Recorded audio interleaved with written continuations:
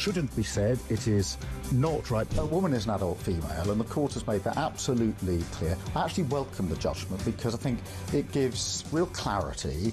It allows those that have got to draw up guidance to be really clear about what that guidance should say.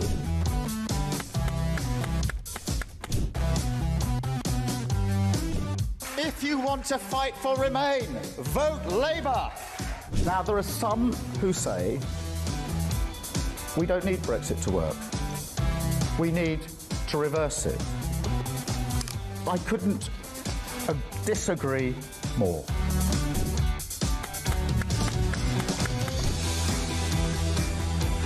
Day after day, there are new allegations of sleaze, of favours, of privileged access. And it's all very well the Prime Minister saying, well, now, well, I'm paying for it. You've decided to repay £6,000 worth of gifts. Lord Ali is facing an investigation. I wonder how concerned you are that your biggest donor was not fully transparent. Are you saying you made a mistake? It was right for me to make those repayments. Thank you.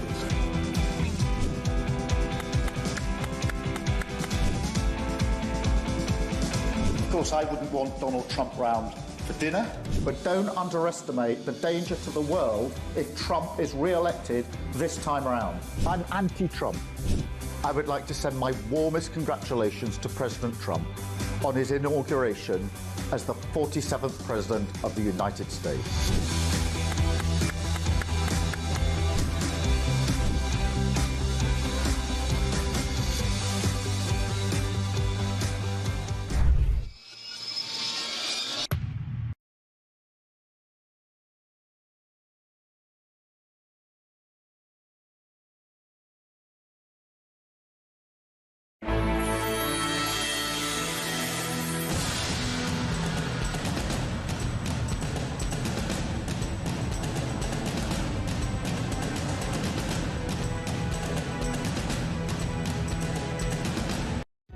Across the UK, on DAB+, on your smart speaker, on your smart TV, and on your side.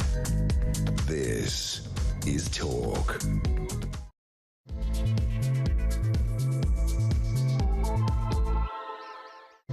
Very good morning to you on this beautiful Tuesday morning. This is Talk, the Home of Common Sense, with me, Julia Hartley-Brewer. Very much appreciate you joining me. Lots and lots and lots, as always, to talk about, both at home and abroad. I'm with you all the way till 1 o'clock, and whether you're listening on DAB+ radio or on your smart speaker, watching on YouTube or on your connected device, it is great, as I say, to have your company.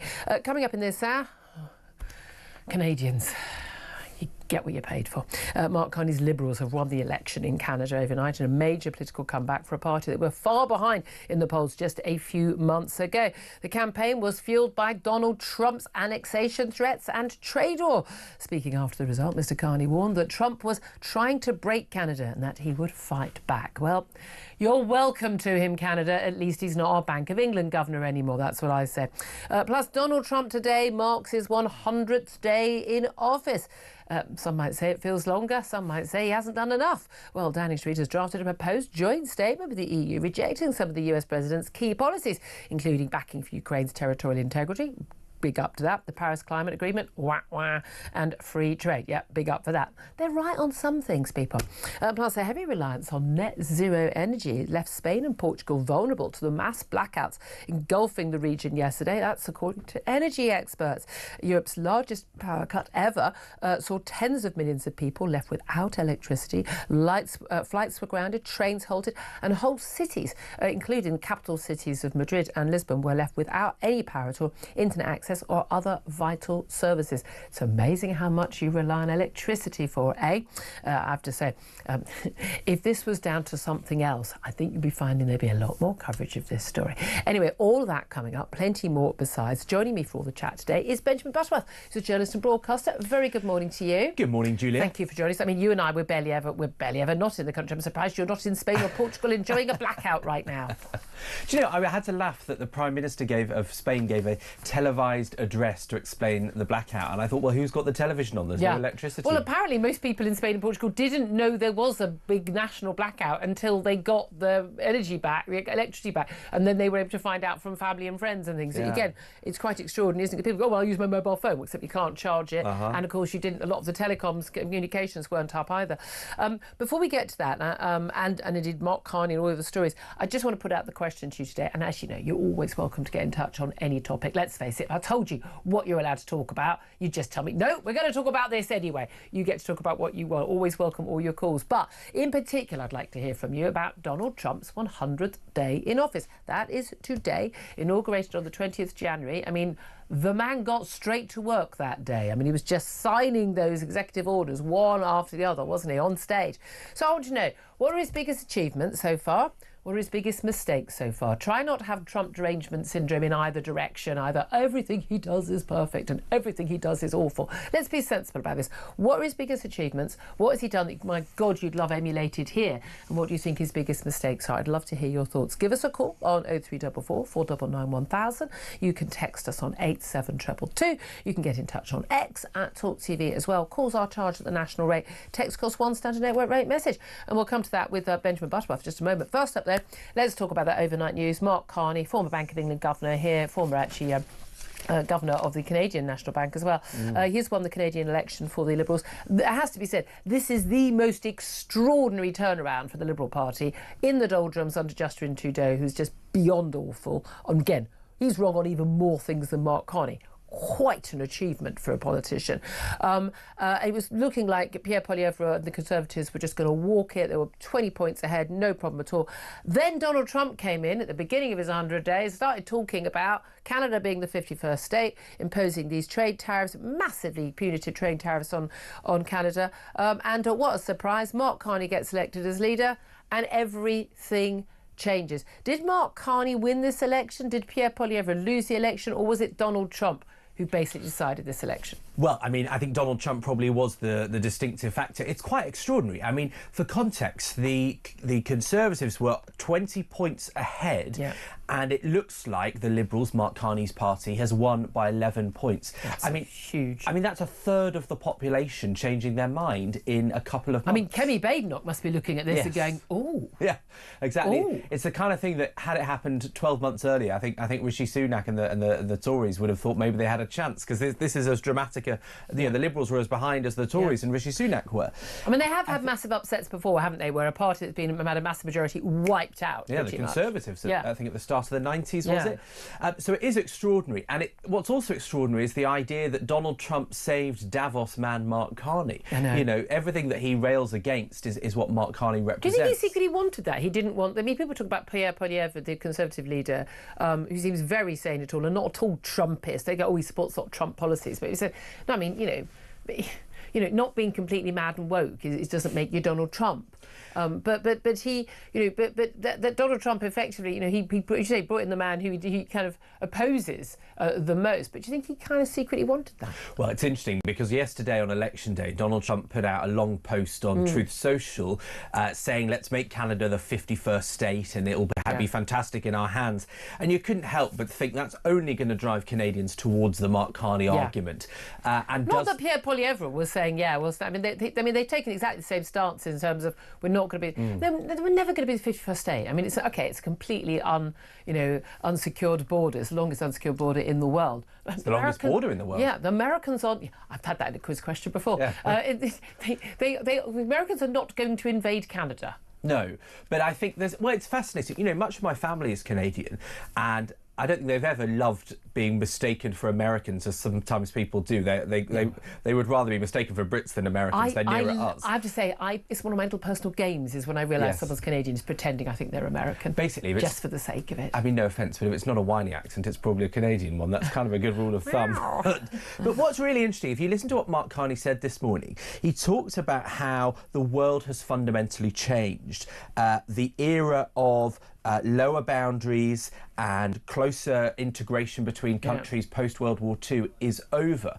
Now, given the context that he is a global banker and is very experienced in that system, for him to be saying that, and for a leader, you know, akin to our own to be saying that, it's quite extraordinary just how different the language is compared to European and British leaders. I've got to be honest with you, I just don't believe a single word that Mark Carney says. Here's a man who completely basically sided with the establishment on Brexit and made... But Bank of England got outrageously, as an independent bank governor, outrageously involved in the Brexit debate, pushed out a load of abject lies that made predictions in terms of what happened to our economy. He then went on to be sort of a big campaigner on climate change issues. He's an international banker. He's part of the problem, not part of the solution, I would say, to most people. And perfectly nice man. Our kids were at the same school for some years, but he turns up to sports day. He's a good dad. I've got no personal animus, but wrong about everything. There we are. But Canada, you're welcome to him. At least he's not our problem anymore. And what do you say about the people you don't like? No, I'm just saying. I've got very, very good friends that I love and adore, but I can still think their politics are wrong about everything, and I can say that to their face. I think honesty and friendship is an important thing. Is it not? Is it not? Well, look, I mean, Trump's influence on that election. Might say that with the Americans. That might be his point. When we had a chat in Fresh Produce in Waitrose about the Brexit vote, there we are. He insisted he'd been independent. I went, I won. But anyway, Donald, I'm very mature about these things, as you know. Donald Trump's 100th day today in office. Of course, you could argue that it's his election that actually decided that the Canadian election. He has influence everywhere.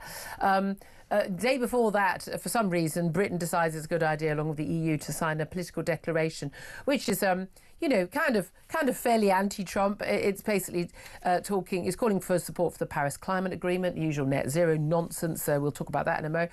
Free trade, in favour of that. It's guaranteeing Ukraine's territorial integrity. Again, that only counts if you're actually going to be, putting up the troops and the military aid to deliver that. But question we'll ask our audience: what are Donald Trump's biggest achievements? What are his biggest mistakes so far? 100 days. He's certainly got straight to work. He's had a massive influence. No one could pretend we haven't noticed Donald Trump being back in office. What do you think his biggest achievements are? His biggest mistakes are? I mean, the number of people coming in from the southern border is down about 80%, which is quite incredible. It didn't happen in his first term, and clearly the message he sent to people trying to illegally enter the US... he did cut immigration in his first term. But not by anything like those numbers. That's because it wasn't as sky high, And also the deportation numbers were lower than they had been in Obama and went on to be under a Biden. So it wasn't a resounding success. And you, as a bleeding art liberal, you still think that's a good thing? No, no, of course you should have illegal immigrants. Barack Obama deported 3 million in one term. But that was okay because it was Barack Obama. But I mean, the difference is, look, there are some people that are US citizens that are being deported, and so that's not okay. That's not how the rule of law works. Due process. But aside from that, clearly it's a success to stop people illegally coming into your country. And so that's a credit to him. And other countries should look at that. Does the message have more effect than the law, just simply taking people out? However, on the other hand, the growth projections for the US are down about 70%. Now, if you were CEO of a private company and you'd made a decision that did that to the company, you wouldn't be in a job. So I think he's facing serious consequences, probably in the second 100 days, as a result of his economic moves that have happened. And I think that's what you see the ramifications all over the world. Mark Carney is a prime example of people changing the way the world works because of Trump's decisions. Yeah, indeed. I mean, I would say a big success has been how he's been dealing with things in the Middle East. I know we've got IDF troops back in Gaza, but he's giving Israel full backing. But a magnificent failure, I would say, Ukraine. We talked about that many times on the show. We're going to be talking about all of this, by the way, with Seb Gorka, a security advisor to Donald Trump in the White House while he is in the White House this morning. I would say Donald Trump. I'm really happy with him on the trans stuff, on protecting women and girls' rights and single-sex spaces and sport and the like. Really happy with the Doge stuff, cutting government spending. I mean, America simply cannot continue to be goodness knows how many trillions of dollars in debt. It's just not going to fly anymore. I think Donald Trump measures his own success in terms of how many people are talking about him and how much control he seems to have. And by that measure, I suspect he thinks he's had a very good first 100 days. But I do think a lot of the decisions he's made, the way he's behaved on Ukraine, the way he's put tariffs on and taken them off, and it's been completely unpredictable, I think the consequences of these 100 days will be felt for quite a long time to come. Let's also talk about, as we touched at the beginning, these huge blackouts across Spain and Portugal. I mean, absolutely massive blackouts. Pretty much all the major cities, Madrid, Lisbon, Seville, elsewhere, actually just basically pretty much all electricity out. Now, that means, planes can't fly, trains can't run, cash points don't work, people's mobile phones stop working, can't watch TV. People couldn't get me. People were queuing up to buy, wind-up radios and the things like that. But basically, I mean, massive issue for everybody. Traffic lights down. I mean, you can have. There've been all these TV shows where you have this sudden power outage and people die and planes fall out of the sky and the like. These can be very, very, very dangerous moments. Power is now returning in Spain and Portugal, but huge number, millions and millions of people are hit by the blackout. First of all, we were told it might have been some unusual weather event. Well, there wasn't any unusual weather. It was quite hot weather. It's been quite hot weather. No, not for Spain. It's about 22 degrees in Madrid. Madrid's usually one of the hottest. I think they said it's unusually hot for the year, and that might have affected it. That's so why would that? Oh, so the electricity system can't cope in April, but it can in August when it's twice the temperature. Don't be a silly person. Let's not be silly. A lot of energy experts are saying actually what this does come down to most realistically, and there's lots of talk, was it a cyber attack? That was my first thought. That no, actually it's more likely down to net zero policies. Spain and Portugal particularly, but Spain massively relied for its electricity on solar power, wind power. 53% at the time they went down, 53% of their electricity was solar, and another 10% or so was wind.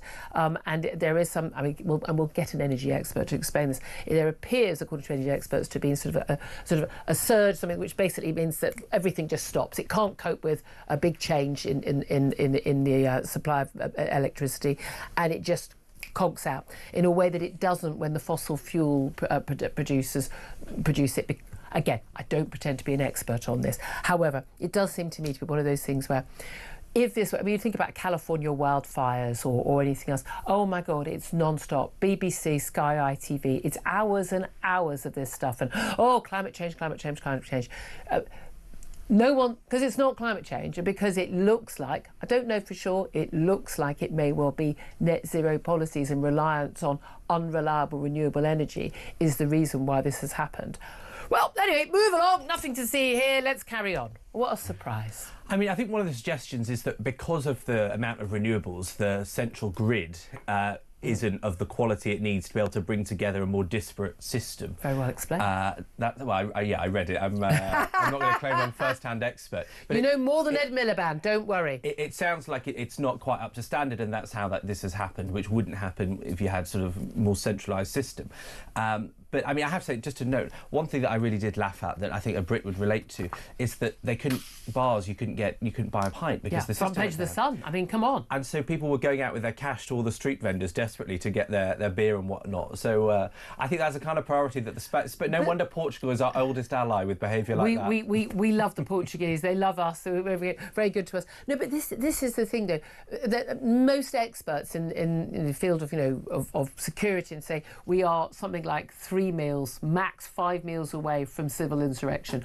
The point at which people go, hold on a minute, I don't know when I'm going to get food again. I haven't got power. I can't protect anything. I've got no access to my money. Bearing a lot of people, might just get 10 or 20 quid out of the cash point at a time, or they're paying contactless. Well, your electricity doesn't work, so you can't pay for anything. You've got no money. You haven't got food stocked up. You can't heat any of the food you've got. You're leaving the freezer closed because you don't know when the electricity is going back on again.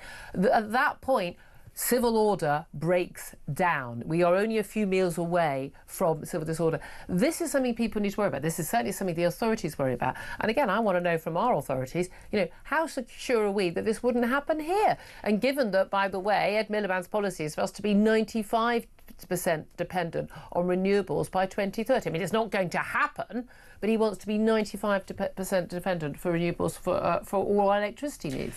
I mean, it does make you realise the fragility of the system we rely on. I mean, this studio, you wouldn't be on air, nothing would happen. I mean, That's there the are worst upsides, thing, people. yeah. There are upsides. But I mean, I for one, I don't even use cash. I often don't leave the house. You're a young person. I don't leave the house with a wallet usually. I thought when we first got together, my husband, this is long before everyone did the contactless thing, before lockdowns and things, he would never have cash on him. I'm like, you're not the Queen. For the love of God, have cash on you. If you're a woman, you always have ladies, back me up. You always have some spare cash on you, because just in case of an emergency, you need to know you've got some cash. My grandmother never left the house without a purse of coins, just in case. Coins, that'll help. Yeah, well, to annoy people at the cashier, paying for everything in 2p pieces. It was mainly for parking the car, I think, but even those days are gone. But you know, I mean, it is horrifying, and I think, you know, the way that all the systems would go down, and that they would go down so quickly, you have to be glad this wasn't a cyber attack, because if it were, it could last a lot longer. Could have been. Here's the thing: if it was, I don't think they'd tell us. Huge. I mean, look, we've got the cyber attack on M&S. We've had cyber attacks on big banks. Cyber attacks on the NHS. We've had. This is absolutely the stuff that the likes of, you know, Russia, China, North Korea, Iran are doing, and other cyber criminals as well. If it were a cyber attack, we'll never be told. That's the thing. Just find it. Before we go to a break, I want to talk about small boat crossings. It emerged yesterday, the latest figures, that small boat crossings of Channel migrants are now topped 10,000 in 2025. This is the earliest point in the year since records began. Last year, I think it took until June to reach 10,000 people crossing, largely young, undocumented men, largely to be coming from the Middle East or from North Africa. Smashing those gangs definitely worked. I mean, all Keir Starmer had to do was get in a room with Macron, have a chat, be on good terms, not be all, you know, Boris Johnson or Liz Truss like, and he would sort this out. How's that working for you, Benjamin? Well, it's not going very well, is it? I mean, for context, at this point last year it was 7,000 crossings. At this point 2 years ago it was 5,500, so it's almost doubled. I mean, a lot of it's down to weather. I was going to say, yeah, I mean, the government won't be happy about the sunny day we're having today, because that inevitably means people feel mildly safer to cross the channel, so that's a part of it. I mean, surely, smashing the gangs obviously makes sense, and maybe part of the acceleration is that the system they've got in place in order to get people across and get the money out of these people is much more well-oiled now than it was 3 years ago, and so that's why they're doing it. But clearly the gangs aren't smashed, and you know, any reasonable government, and I don't doubt the government wants to stop it. It's a nightmare and it costs a fortune. I think they want to stop it because they know it's unpopular. I don't think they sort of morally and personally feel strongly about it. I don't think Yvette Cooper, as Home Secretary, other than wanting to keep her job, is that bothered about it. I think that's unfair. I don't think anybody... They fought every single effort by the Tories in the last government to try and do anything about it. They fought every single measure. I mean, we've got this ridiculous announcement today that sex offenders, foreign sex offenders, will be barred from gaining asylum. Oh, I mean, wow, that they weren't anyway. But there are plenty of people, we've seen case after case, in the last few months of foreign offenders, sex offenders, drug dealers, violent offenders, you name it, who've not had asylum but have been entitled to stay here by some idiot activist judge in the higher tribunals. But equally, why only sex offenders? You commit any crime other than speeding or a parking ticket. I mean, even if you're shoplifting, bye-bye. I don't see why you should be in this country. Bye-bye. I agree with you. And actually, it's shocking that... I'm gradually bringing him around. I know a lot of you get cross that I have Benjamin in the studio, but we're just trying to... We're going to take these liberal souls one day at a time. We're going to take one at a time, and we're going to bring them over from the dark side. I'm like Mark Carney in Waitrose. I'm just scared to disagree at this point. I mean, you know, it was the case that if you did a sex offence that got a prison sentence of a year or more, then you wouldn't get refugee status, you wouldn't be allowed to stay here. And now it's any sentence that puts you on the sex offenders register. I mean, Hugh Edwards... It blows my mind that you could be on the sex offenders register and allowed to be given citizenship, allowed to stay in this country after that happened. I guarantee you, even if they change this, it won't make any difference. These people will still be in the country. We've got. I'm sorry, it's the judges who are the problem now. It's not even the law. Their interpretation of the law is so mad and insane. I'd love to hear your thoughts on this. Love to hear your thoughts on the blackouts in Spain and Portugal. Love to hear your thoughts on the small boat crossings. Just invite this. Why don't we just invite the world's criminals in and just have done with it and just save the middleman? You know, why don't we instead don't pay the people smugglers? We'll just bring you in. Mark Carney winning the Canadian election, but particularly I want to hear from you about Donald Trump's 100 days. I want to know what are his biggest achievements so far in the first 100 days. What are his biggest mistakes? Do get in touch. 0344 499 1000 is the number to call. This is Talk.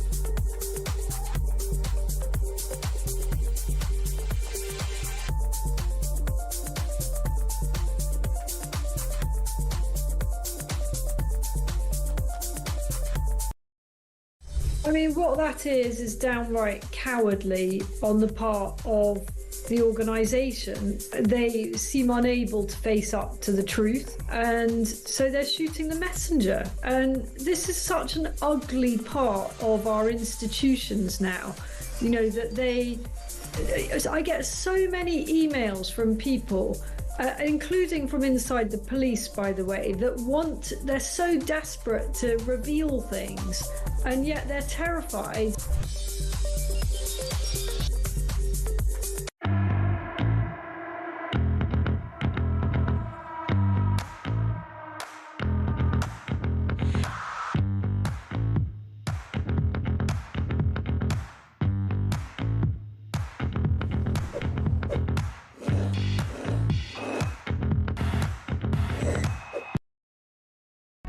Across the UK, on DAB+, on your smart speaker, on your smart TV, and on your side. This is Talk. Very, very good morning. Welcome back to the show. 10:27 is the time.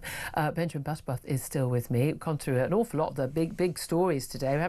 We haven't even got to, you know, the Irish rap group Kneecap apologising to the families of two MPs who were actually murdered after calling on their audience to kill your local MP a couple of years ago. I guess that's normal behaviour. Police never got involved. They wouldn't have got involved because, of course, you know, if you're on the left and it's okay, you could do that. You can pretty much it doesn't matter what the cause is. If you're on the left, you can pretty much get away with doing anything, can't you? Because, you know, in no way do we have two-tier justice in this country. Don't be silly. We'll talk about that later in the show. Plenty more coming up. I must go to actually the call I want to get to just a couple of moments is about those blackouts in Spain. But let's go to some of your messages coming in about Donald Trump's 100th day in office today. What are his biggest achievements? His biggest mistakes so far? Edmund says he promised to sort the border and he got it done, as you pointed out, Benjamin. Glenn says he's managed to unite the world against the USA, but not sure if that's the achievement. Paul says achievements: reducing the immigration flow to a trickle. Mistakes: thinking that just precision bombing the Houthis will resolve the threat in the Red Sea. It hasn't. Polly says 100 days is just beginning. Grab your popcorn, hang on and enjoy the show. I think things are about to get even wilder. I think you may be right, Polly. Timothy says girls are girls and boys are boys. At least he didn't need the highest court in the land to explain the difference in sexes. Indeed. Penny says he managed to get the Canadians to vote unwisely. And Michael says Trump not ending the war in Ukraine within 24 hours and then by Easter is probably his biggest failure. Right, well, let's go to the phone line. Sandra is on the line in Andalusia in Spain. Sandra, have you been affected by those blackouts then? Yes, it was very, very scary because it's gone on for so long. So presumably have you got power back now completely? It came back this morning about 11 o'clock. Yeah. But it started about midday yesterday. So almost 24 hours without electricity. That's quite something. 24 hours it took. Exactly. We've used the little blackouts here. They last for an hour maybe. And you normally get some sort of warning coming through, but never that everything has gone. Well, hold on a minute. You're used to blackouts. So last time I looked, Spain's a first world country. Why do they have blackouts regularly? But we do. We've lived in Spain for 15 years, and we do get blackouts. It does happen. We are used to it, but not for that length of time. Yeah. Not for that. So people didn't panic at first, because what we've heard here is that an awful lot of people in Spain and Portugal, happened to Portugal as well, that they didn't know it was this big nationwide blackout until they got power back. Because there was no word of mouth, but our Spanish neighbours were the ones who told us. Yeah. Also, he said that Spain and France had got France and Portugal had gone down because we didn't know. Yeah. And we sort of expected, by tea time we'll be okay. Tea time came and it didn't. So we're boiling a can of water on a gas stove to try and have a wash. Yeah. Luckily, we had plenty of water in, which is okay. But like you said earlier, if it went on for any more than 24 hours, 2 days, 3 days, we'd be stuck because, again, we had 20 euros in cash in the house. That was it. Yeah. What's that going to buy us?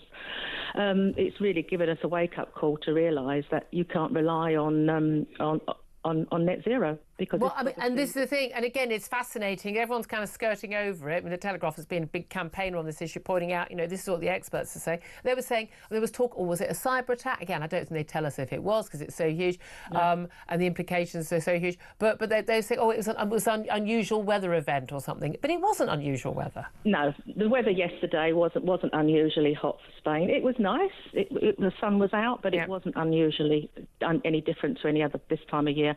But to go on for as long as it did, it was very, very scary, and I should imagine it scared a lot of people. And do you think it's going to change anything in Spain in terms of the policies they've got? Because I think they were on 53% electricity for their 50% solar for their electricity, and another 10% on wind. Much, much higher than we ever achieve here, but not as high as Ed Miliband wants to achieve here. He wants 95% renewable energy for our electricity. It's just unbelievable, isn't it? I just can't get your head around it. I just cannot get my head around where this ideology is coming from, because we're all going to suffer big time if this happened in England. It just brings everything to a standstill. Yeah. I mean, again, it's like traffic lights not working, trains, planes. It's amazing just how much, as you say, cash points, paying for stuff in a shop.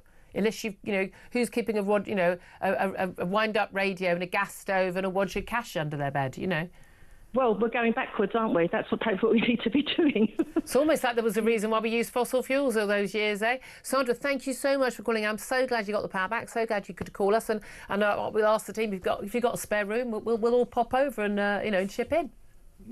Okay, lovely. Thank you very much. She got off the phone quickly then, didn't she? Anyway, thank you very much indeed for that, Sandra. Thank you. 10:32 is the time. Going to take a quick break, and then we're going to be talking to Steve Gill. He's a former advisor in the White House about, Trump's 100 days, that Carney win, and where are we with Ukraine and Putin. This is Talk, the home of common sense.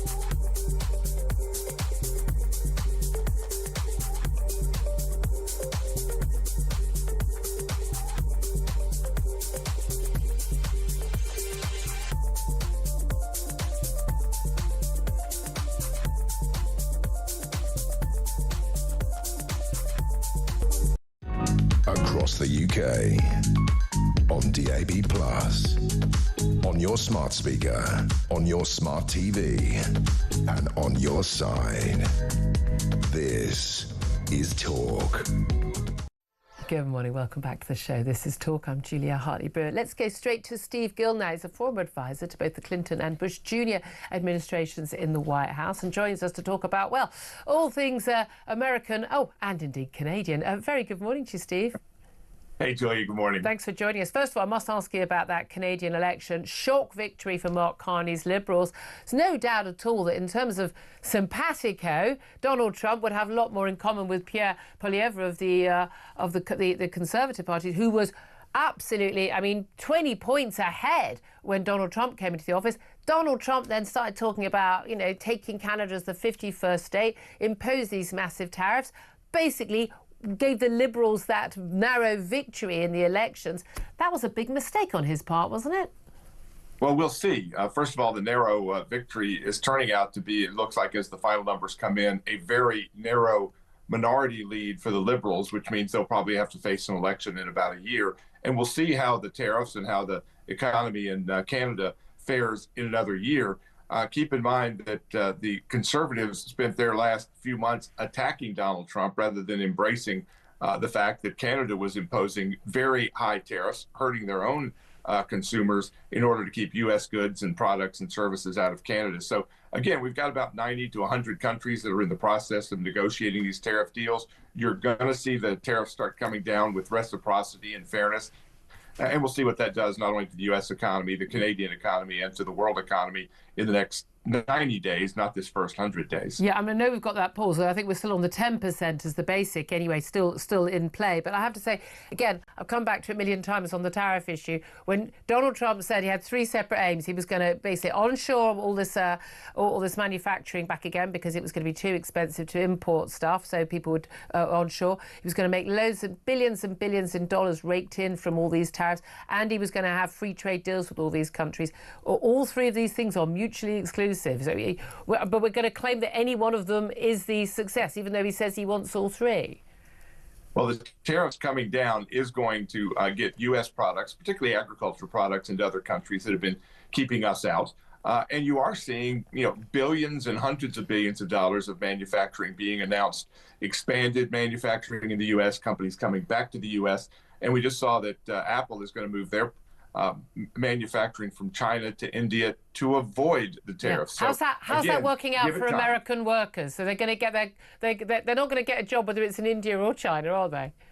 Well, the cell phones are going to be a lot cheaper, and more importantly, when you've got Ford, when you've got major manufacturing companies, auto manufacturing companies expanding here in the U.S., Hyundai and others, that's going to create jobs. And again, for our farmers, those who've been cut out of these foreign markets, whether it's ranchers, whether it's dairy, again, Canada was imposing about 250% tariffs on American dairy. They had a 25% tariff on American oranges and orange juice.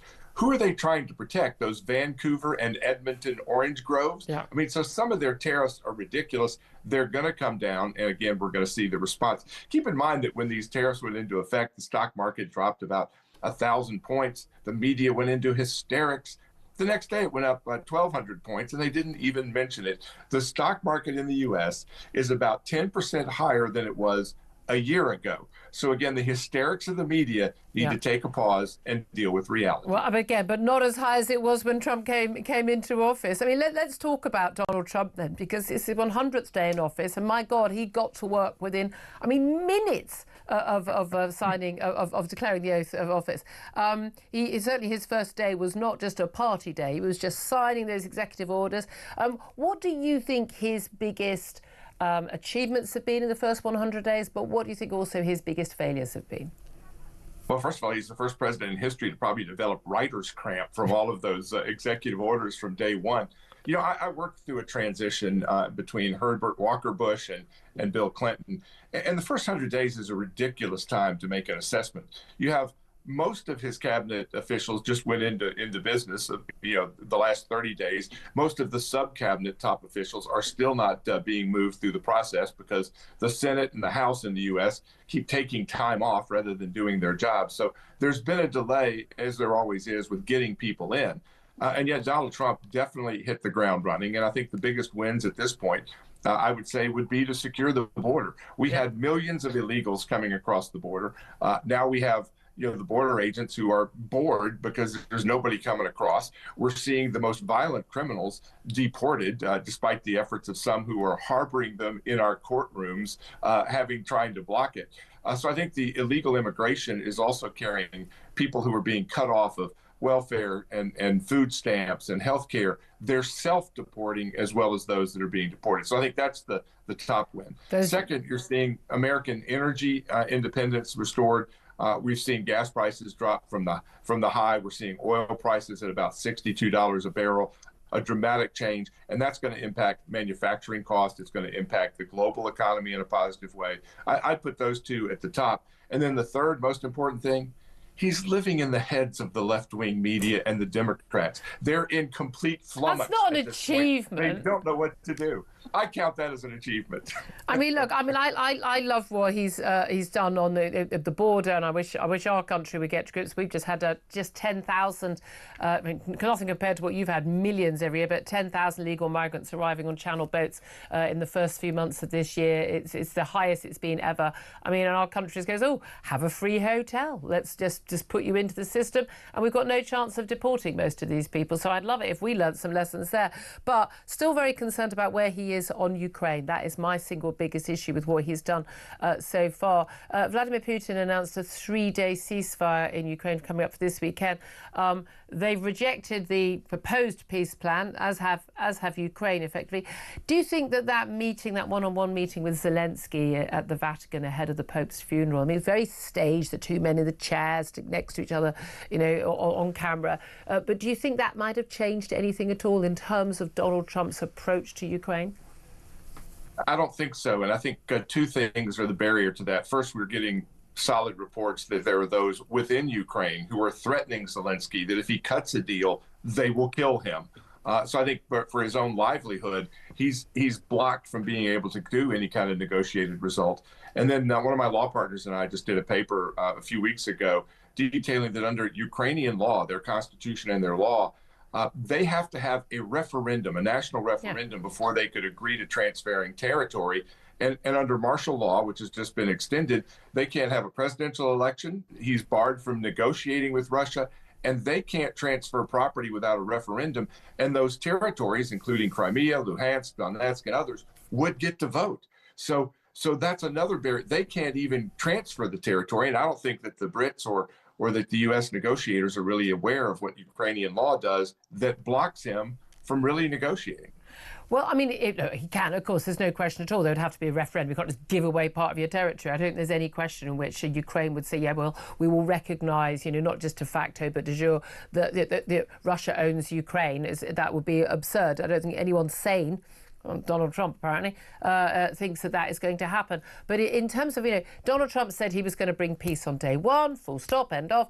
He hasn't. He's still trying to get it. He said he might walk away if he doesn't think that either side is serious about peace. Would that be a failure or a success for him then? I think it would be an understanding that it wasn't our war to begin with. It was Joe Biden's war to begin this. It was NATO's war, proxy war to begin with, and that it wasn't really on Donald Trump's. No, it was NATO that pushed it at a time when Zelensky had signed a deal to end it. He was forced to continue it as he is now. That's not what happened. That's been completely and utterly debunked. It's genuinely been so completely debunked. It's just nonsense. You're far too clever and knowledgeable a man to claim that. You are, honestly. By the way, Zelensky 6 times has agreed to sign a minerals deal and now saying he never intended to and never will. You can't trust a guy who lies 6 straight times, showed up at the White House. He said he will sign a mineral deal in return for security guarantees, which are not forthcoming. Otherwise, there's no point signing a mineral deal. They had the written deal that he had agreed to, and they signed a letter of intent a week ago with the Treasury Secretary. Well, I mean, God forbid you'd have a leader who'd do something or not do something that he said he would do. I mean, goodness knows, America would never have that, would they? Come on. Well, don't do a deal with somebody you can't trust, and Zelensky can't be trusted. But Donald Trump thinks he can trust Putin. That's my worry. Well, I think he's looking at Putin's interest. You have to align with what are Putin's interests, and are his interests aligned with getting to peace? And I think his interests are aligned with getting peace. And Zelensky's are not. His interests are aligned with Ukraine surrendering. That's different. Just the territories that are Russian-speaking and have been historically Russian, including Crimea. I'm sorry, the Donbass was not historically Russian, and the Crimea, for most of recorded history, has not been Russian. These are simply untrue statements. These are Kremlin talking points. These are internet Kremlin talking points. These are not actual facts. I'll tell you what, Julia, I have been to Donetsk and Mariupol. Get your editors, give us a camera crew. Why don't you and I go there? show the pictures of where Mariupol is today versus where it was under Ukrainian control. We will show people what it looks like. Tell your bosses. It's utterly irrelevant to the conversation. Steve Gill. I'll meet you there. Show them Disappoint me sometimes. Steve Gill, former advisor to both Clinton and the Bush senior administrations. Thank you very much indeed. Really appreciate you joining us. 10:45 is the time. Benjamin Butterworth listening to all of that. Come back in on, I'm guessing, Ukraine, one topic of most interest there. Of course, but what alarms me is that these Trump advocates, these people in that Make America Great Again world, think the way that Steve did just then. I mean, it scares me because it's not bounded in fact, and it's really not. And he's a highly intelligent, knowledgeable man. Precisely. That's why it's alarming. And are these the people that, you know, have the ear of Trump? Are these the people that are giving him advice? Because up until the last week or so, it looks like he was thinking along those lines. You know, the way he talks about Crimea.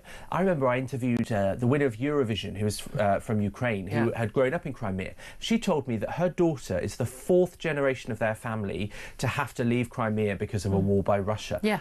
I mean, you know, it's not Russian. But also, like, Russian speakers. Zelensky is a Russian-speaking Ukrainian. It's just mad to make this claim. Look, I mean, by that logic, America must be British because they speak English. Well, Well, yes. Well, I mean, they'd be better off, wouldn't they? Make America Britain again. There we are. 10:46. There you are, Steve Gill. I hope you're still listening. 10:46 is the time. Up next, going to talk about why so much the mainstream media doesn't want to talk about what the real reasons for those extraordinary mass blackouts affecting millions of people across Spain and Portugal might actually be. Oh, is it uncomfortable that it's down to your climate change policies and net zero? We'll talk about that up next. This is Talk.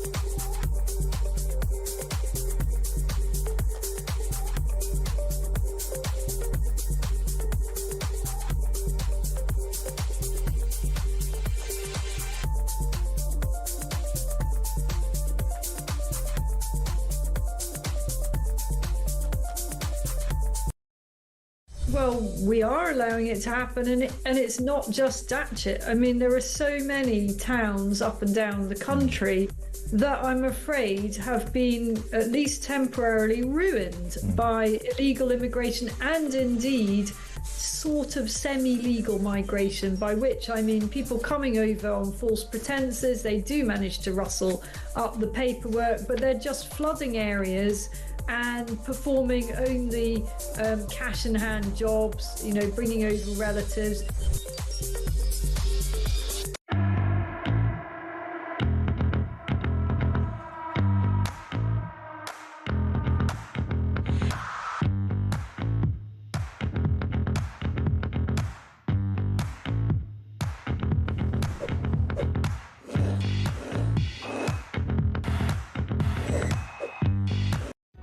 Across the UK, on DAB+, on your smart speaker, on your smart TV, and on your side. This is Talk. Very good morning. Welcome back to the show. This is Talk with me, Julia Hartley-Brewer, Benjamin Butterworth with us as well. Right now, let's talk about what happened in Spain and Portugal. Well, it's happening still in large parts of the country. Most, though, have now seen their electricity restored after an extraordinary blackout that affected millions of people across most of the country, certainly in all the major towns and cities of Spain and Portugal, including their capitals. Meant that basically, you didn't have any electricity, you didn't have any aircon on a warm day. Phones didn't work, cash points didn't work, you couldn't pay for anything, trains didn't work, traffic lights didn't work, planes were grounded. Absolute chaos. First talk was it a cyber attack? Then we were told it was some unusual weather event. Or was it? Well, let's talk to Andy Mayer. He's an energy analyst at the Institute of Economic Affairs, the free market think tank. Very good morning to you, Andy. Morning, Julia. Well, it seems to have emerged now, and again, not that the usual suspects want to talk about it, that one of the most likely causes for this energy blackout was actually net zero policies. So with the health warning that the inquiry is not yet concluded, exactly, yeah. It would be an almighty coincidence if the very thing that most of us who are sceptical of some of these policies have been talking about for years coming true has now happened. And if that's not the original cause, which might be anything from a weather event to something else like those things you mentioned, then the thing to focus on with net zero is the increased risk to the system. Yeah. So if I can draw you a picture. So imagine the electricity grid is rather like a hamster running on a wheel. And it's a Spanish hamster, so let's call it Juan. So Juan's running away there. It's 50 times a second he's got to run in order to keep the system from failing. So when you put solar power on that grid, what you're doing is you're feeding Juan more sunflower seeds. And if you feed him too many, there's too much sun, then he flies off the wheel and the system fails. If, on the other hand, it's dark and no seeds can be produced, then he slows down and he comes off the wheel himself. In both cases, the grid is at risk of failing. Right. And it's not just one hamster. It's actually Juan and his 10,000 mates running on their own wheels that have all got to be kept in sync together in order for that event to not happen. And that's the risk of net zero, that you have a lot of very complicated forms of energy being produced that are not working in the same way that they used to work with gas power and coal fire and even nuclear power, which use turbines, which create their own inertia. They turn their own wheels. I keep reading this term inertia in it. That's not kind of how we all understand the word inertia. Like, oh, I've got no inertia, I'm just going to lie on the sofa all day and watch telly. In terms of the electricity supply, what does that mean? So what it means is when you have a traditional gas-fired power station, which has a turbine, it turns round and it creates its own frequency. So it's creating alternating current 50 times a second for the UK grid or the European grids like Spain. And in order for things to work and not fail, that frequency has to be maintained within very narrow tolerances. Right. So about 0.5% in the case of the UK. Now, when that doesn't happen, various things kick into motion to protect equipment. So if the frequency is wrong, you can damage equipment. And if you damage equipment, you then get a cascading event where equipment further down the line gets damaged. So those relays kick off, and that's what shuts the grid down, which is what's happened in Spain. Yeah, is it sort of like, if something goes wrong, electricity, you get a surge, and everything fuses, and it just turns off, just to protect everything. So everything fuses in your home, but you just flick a switch and it's fine. But you can't just flick a switch for the whole of Spain and Portugal. Yeah, so, well, effectively that's what they did. They flicked the switch to stop things happening. Because if they have an oscillation event, which is what the frequency failure can be called, it means that something will start in one place and then move to other places, regardless of the cause. And then it gets worse. Okay, so first of all, we were told it may well be some sort of freak weather event, but it turns out there wasn't a freak weather event. And people think, oh, well, it was very warm. It wasn't. It was 22 degrees, which ain't very warm by Spanish standards. And then, of course, speculation there might have been a cyber attack. Now, kind of, we've seen some massive cyber attacks on, banks, on the NHS, Waitrose, not Waitrose, M&S is still dealing with a cyber attack problem that they've had. But two countries being impacted, I would not put that past Russia or China, anyone, would we even be told if it had been a cyber attack? But is my question. But now the most likely explanation does appear that actually it was net zero policies. There's over-reliance on solar power and wind power, producing more than 60% of Spain's electricity yesterday when this hit. I mean, way more than we would ever do. I mean, although way below when Ed Miliband wants to get us to at 95% of electricity from solar and from wind. But why are authorities so wary of telling us what's going on? Because it seems to me both, the mainstream media and the authorities seem to kind of want to brush over the causes, whereas, of course, if it was climate change that was responsible, it'd be all over the news. It wouldn't just be an item on the BBC website, it would be 10 items on the BBC website. So it's two different things. The cybersecurity and weather event theories are trigger events, so what might cause an oscillation event. The net zero thing is a system event, so it's the level of risk you increase on the system when another event, a trigger event, happens, which then causes the system to fall over. So because there is no inertia in a solar farm's output or a wind farm's output, in order to create that inertia surface, you have to put other things into a net zero system. And the argument is that the Spanish have not been very thorough about doing that. Right. So they have giant flywheels turning uselessly in sheds somewhere in order to create the inertia that a solar farm doesn't provide. So one of the, if we go more into the net zero argument, one of the things most critics of net zero who still think that something should be done about carbon emissions think is that you need to make renewable power account for the cost of all its unintended consequences.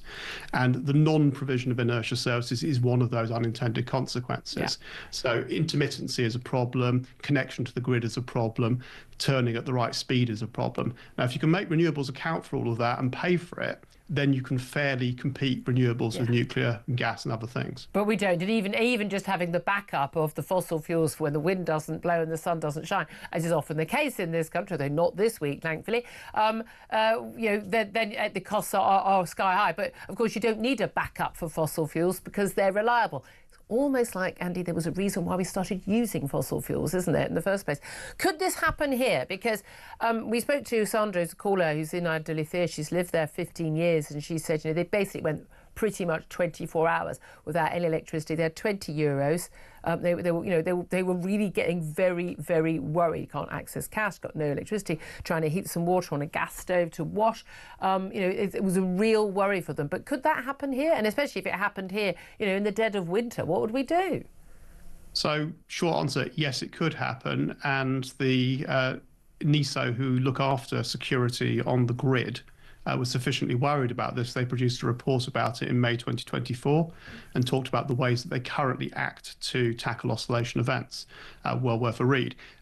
One of the things that will make this risk much higher is if we push towards the 2030 zero carbon grid plan that the government is currently didn't they take it down to 95%, just quietly? Manifesto said 100%, but took it down. It's an irrelevant difference. Yeah. The simple problem is this: unless they have built into those plans to accelerate net zero proper security measures to account for a similar event happening here, the risk of that event happening is going up and up and up with every new addition to the grid. I don't want it to happen, but I'm kind of the view that we're going to have to go to the blackout situation at some point for people to get sort of real and understand. And the media, I think the media class in this country is just, they were appalling on things like lockdown as well. They've been appalling on the trans issue, and they're appalling on the net zero issue, and actually not asking the right questions. So just, I don't mean to share my opinions, but just try some facts at some point. But for people to actually ask some of the right questions and say, look, is this actually a good idea? And I think once we have blackouts, and I think it's a matter of when, not if, they might actually start doing that. But is it just only a matter of time? Well, I guess the analogy to use is the one that the climate doomsters use, which is that of the boiled frog. Each additional solar farm on the grid isn't necessarily going to cause the problem, but the aggregation of all of them together puts us in a very dangerous situation. Okay. That's what we need to think about. We've had more talk of hamsters and frogs than I expected for this conversation. Very much appreciate Andy Mayer, energy analyst at the Institute of Economic Affairs. We'll come back to this topic with Benjamin Butterworth and other guests throughout the show. Lots more to talk about. Don't forget, later in the show, we're going to be talking talking to Seb Gorka, senior advisor to Donald Trump in the White House, about Trump's 100 days and that Canadian election. Is it all Donald Trump's fault? We're also going to be talking about sex offenders who are from abroad getting asylum here or not, as the case may be, and plenty more. This is Talk.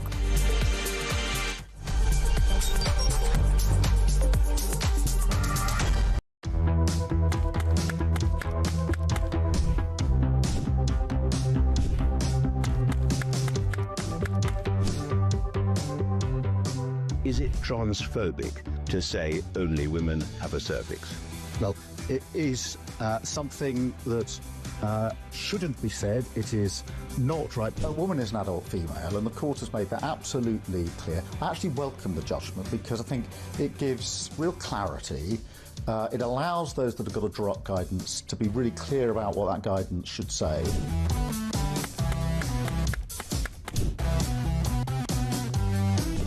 If you want to fight for Remain, vote Labour. Now, there are some who say we don't need Brexit to work. We need to reverse it. I couldn't disagree more.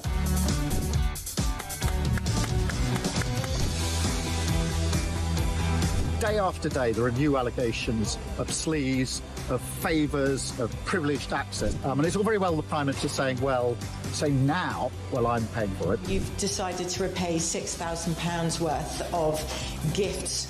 Lord Ali is facing an investigation. I wonder how concerned you are that your biggest donor was not fully transparent. Are you saying you made a mistake? It was right for me to make those repayments. Thank you.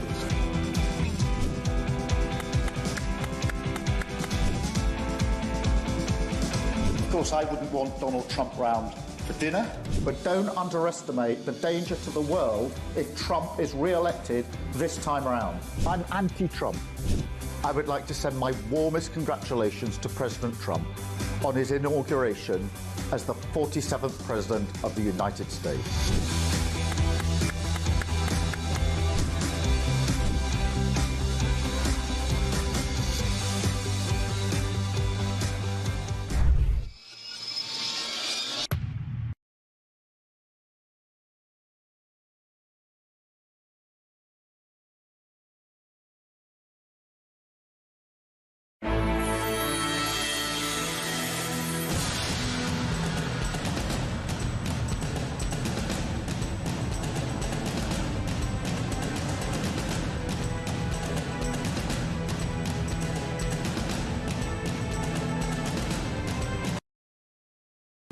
Across the UK, on DAB+, on your smart speaker, on your smart TV, and on your side. This is Talk.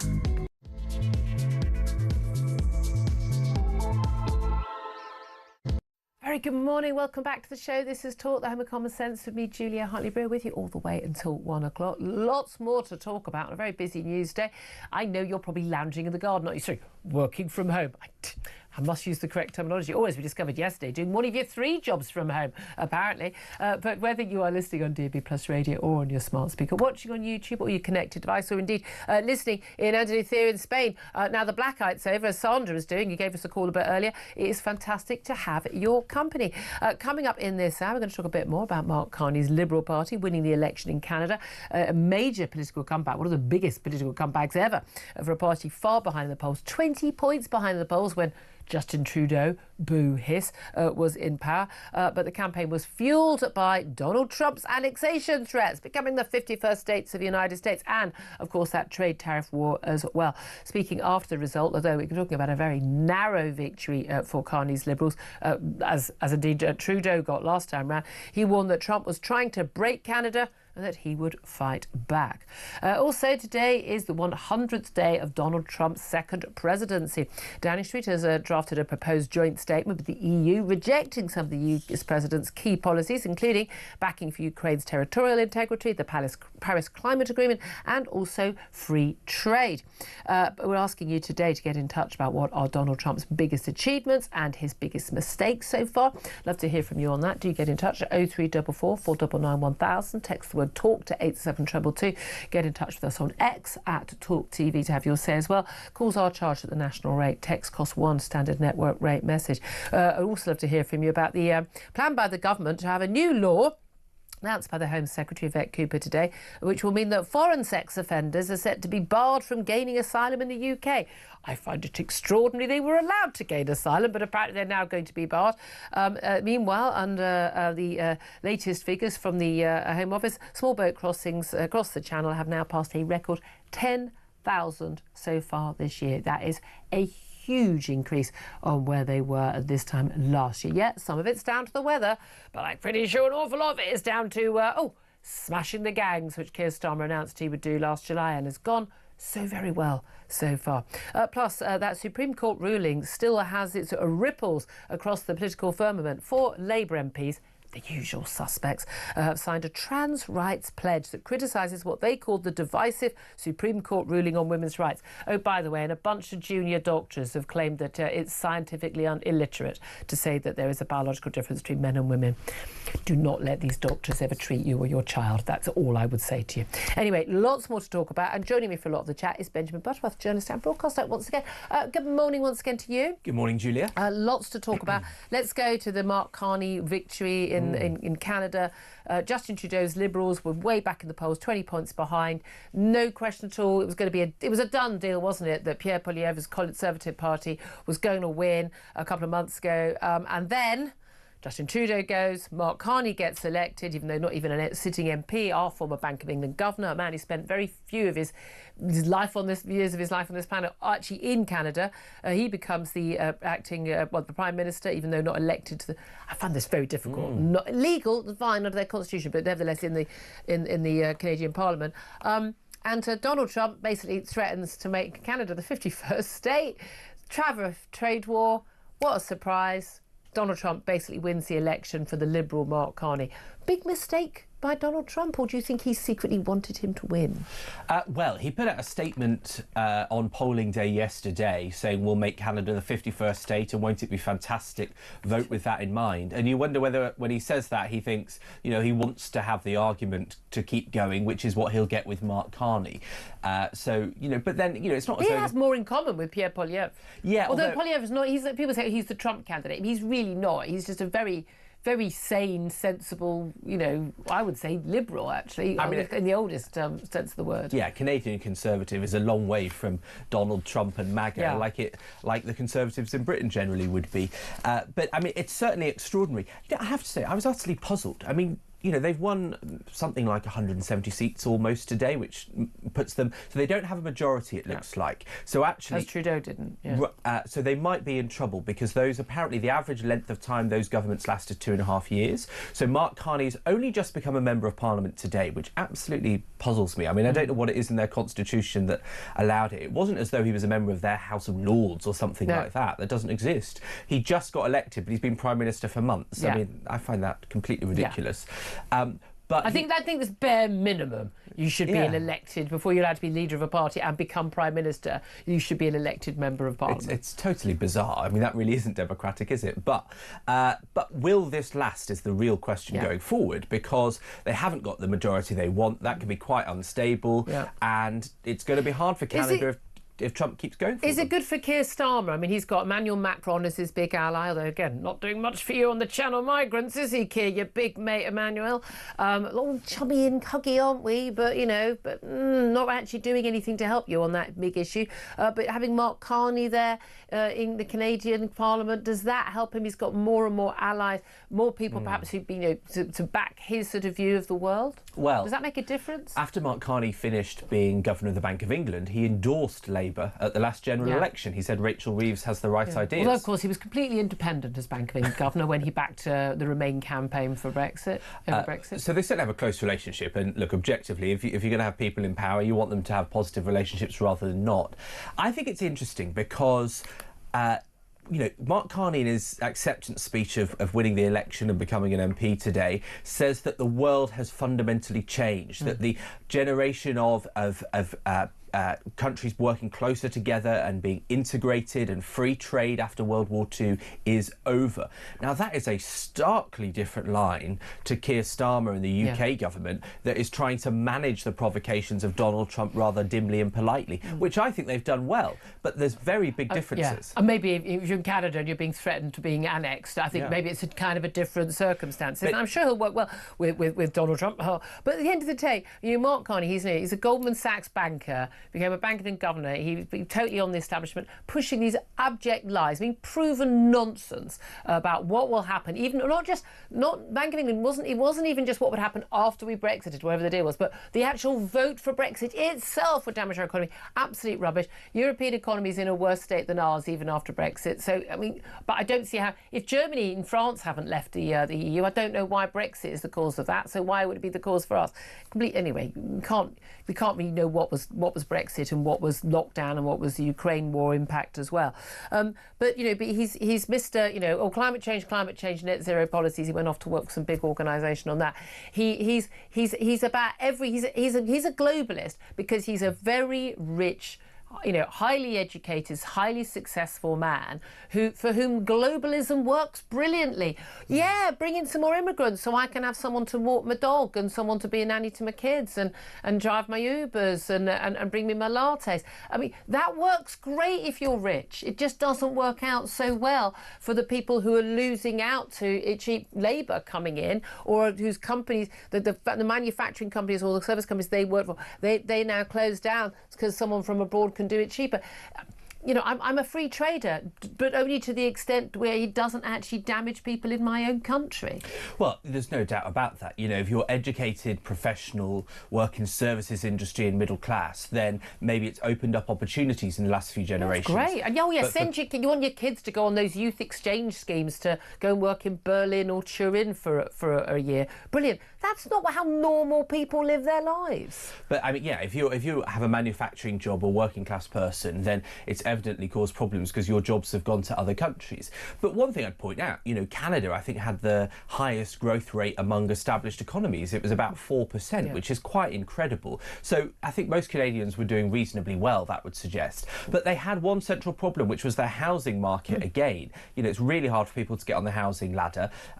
Which is weird because they've got so much space. Exactly. It shows it's a political decision, really, doesn't it, rather than space. So that was one of the big things that the Conservatives were leading on. Will Mark Carney change that? I don't know. Yeah, we'll see. Let's talk about Trump's 100 days, because there's no doubt at all. I think Keir Starmer has handled, Donald Trump very well. Given that we're stuck, David Lammy, I wouldn't have made David Lammy Foreign Secretary. Neither would I. I don't think, for different reasons other than the fact that he's been so abusive about Donald Trump, I think that was just a bad idea. And also, the man's an idiot and wrong about most things, which is a stronger argument for him not to be in the job. But your Foreign Secretary needs to be able to work with the people, and he's just not a serious person. But I think he's handled Donald Trump very well. But there's no doubt at all, Trump's 100 days has been a trial for an awful lot of other political leaders. In lots of ways, it has brought us much closer with other EU leaders, and I'm very happy for us to work. I'm a Brexiteer, but I want us to work closely with European leaders. I never thought of Brexit as two fingers up to Europe. I just don't want to be part of the EU. I don't understand why people think that's complicated. But in terms of his policies on Ukraine, in terms of the tariffs, that's been very difficult for Donald for Keir Starmer. But that said, even I would have thought his policies on things like immigration and on DOGE, and on trans, he is way ahead of European leaders who are fighting back against, they call the far right or the hard right, was actually just, I would say, what would have been considered just simply conservative mainstream parties a few years ago, because the politics in Europe has shifted so far to the left now that it's not wanting illegal migrants in your country is somehow an extreme right-wing position now. But Donald Trump is kind of showing you, you see, you can close your border. You see, you can deport people. You see, you can stand up for women's rights and girls' rights and sport and things. You see, you can actually cut waste in government. When he does that, that creates difficulties, does it not, for leaders like Keir Starmer, who are failing to do any of those things?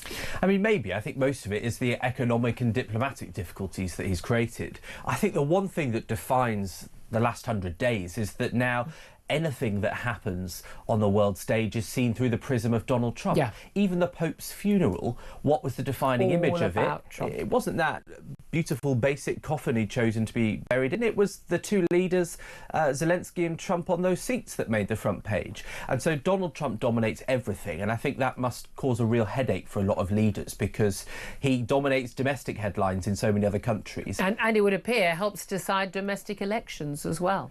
Yeah, what do you mean by that? Well, in Canada. Oh, right, indeed. I mean, if there's no doubt at all in my mind that Mark Carney would not be the Prime Minister of Canada today if Donald Trump had not been elected.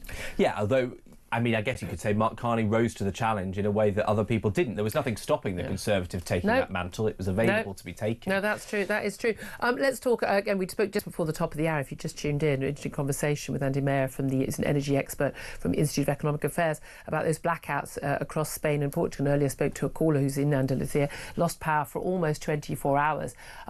Very, very scary. But again, turns out they have blackouts all the time, but much shorter blackouts. Again, because that's normal in a first world country. And it is fascinating. Spain, Portugal very much tied to Spain on this front, but both countries massively dependent on renewables for their electricity. More than 50% in Spain of electricity is now from renewables. Yesterday it was 53% of electricity was from solar, about another 10% was from wind. It does appear, as much as it's going to be uncomfortable for those net zero fanatics and Ed Miliband and everyone, it does appear that it looks like the most likely explanation. Not a cyber attack, not some freak weather event, there wasn't one, but actually it was the way the renewables work and a sort of a glitch in the system that is the fundamental unreliability of this system. I'm not going to attempt to explain it. Andy Mayer, we had lots of talk of hamster wheels, which made a lot of sense at the time, but basically if things just get a tiny bit out of sync, it all goes kaput, is basically, I think, a fair summary. But, again, nice balmy day, not too hot, not a big crisis. Flights can't leave, trains can't run, traffic lights aren't working, cash points aren't working, people can't aircon their homes, they can't have their lights on, they can't heat water. All of these different things going on. If that happened in Britain for 24 hours in the dead of winter on a cold night, people would die. I mean, that's it. On a dark night as well, so they would have had light for a lot of the time when the blackout was happening. And apparently they're used to having these blackouts. Now, we're not used to blackouts. This is very likely to happen here the more we push towards these net zero targets that Ed Miliband and Keir Starmer are set on. Is that worth it? Benjamin, I mean, you're woke as they come. Well, thank God it happened in April. You're right about if it happened in darkness, it'd be terrible. But it sounds like it was the quality of linking up the system that is weak, rather than simply renewables being the wrong idea. But it's basically a flaw in the system. The cost of changing the system to make this work would be huge. But I mean, their energy prices are considerably lower than the ones we have in the UK, because we're so reliant on gas, and therefore world events have affected us. No, that's not why our prices are high in this country. It absolutely is. The vast majority of our energy prices come from the global gas price. Our electricity prices are higher because we have this absurd link with gas prices for the final sort of 20 minutes of electricity we need to produce from gas prices. But again, we could produce our own gas, and we could therefore push down. We could have requirements on North Sea gas to be used here. We could take our prices down any time we want it. A lot of it's down to tax as well. But the tax rate, the sort of so-called net zero green taxes, are a much smaller percentage of our energy bills than in most European countries like France and Germany. But there are lots of other different tax bills. There are different on the actual companies themselves. It's not what's driving us up. And I think, Spain is obviously well placed geographically for solar and wind power, and I think it makes sense it's done that. Well, we're not, though, because it doesn't. I mean, we've got lovely wind. Lots of wind. We talk. No, we don't. That's the weirdest thing. This studio says otherwise. I don't know what that's about.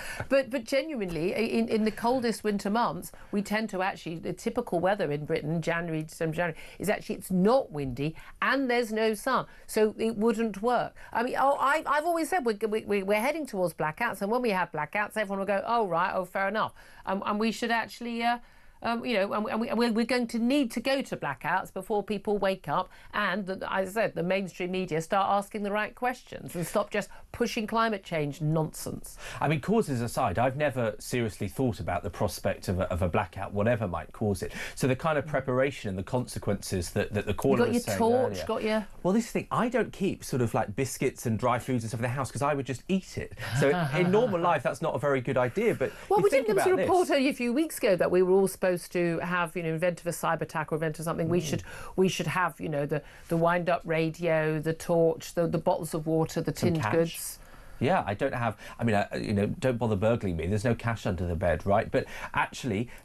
when you think about it, I use my phone to pay for everything. That would soon not work. And so, are these things that we should think about, based on what these Spanish people have faced? Yeah, and the absolutely. traffic lights, it never occurred to me. Traffic lights is absolute nightmare. Our world does not function without electricity now. The modern world does not function. Honestly, we need to start paying attention to this stuff. There are people in government who actually spend all day thinking about this stuff because it's a reality.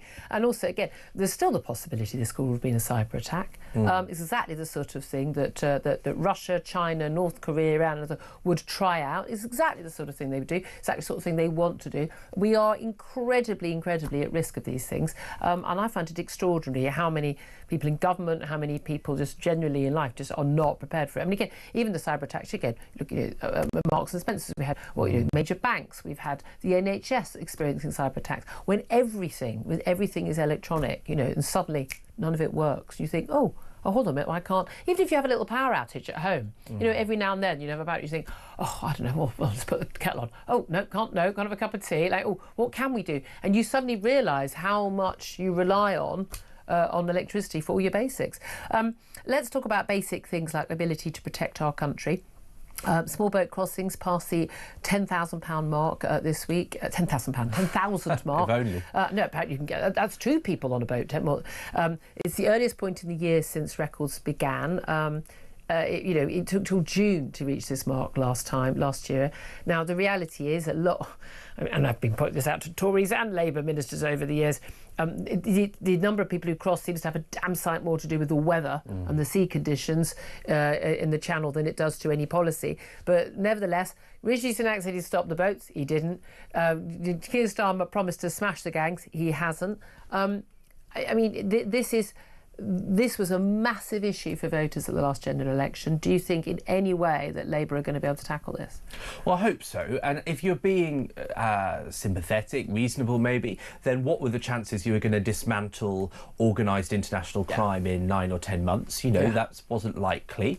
And they didn't say it would happen overnight. Well, when realistically, what, by 29? Well, I mean, the fact that the numbers have basically doubled at this point in the year compared to 2 years ago, what that says is that, it's understandable they haven't smashed the gangs in 10 months, fine, but it would look like the gangs are more organised and more effective and have more people willing to take the risk than ever before. And I think that should alarm us. They've got this new suggestion, though, that if you get a sex offence, then you will be gone. If you're a foreigner? Yeah, if you're a foreigner. No, but if you get, if you're a sex offender and you're British, we're stuck with you. Well, but the idea is that you don't know. That's the thing. It doesn't say you should be gone. Yes, if you're a foreign sex offender, you would be barred from gaining asylum. But the reality is there are plenty of foreign sex offenders and other offenders who don't have asylum but still get the right to stay here.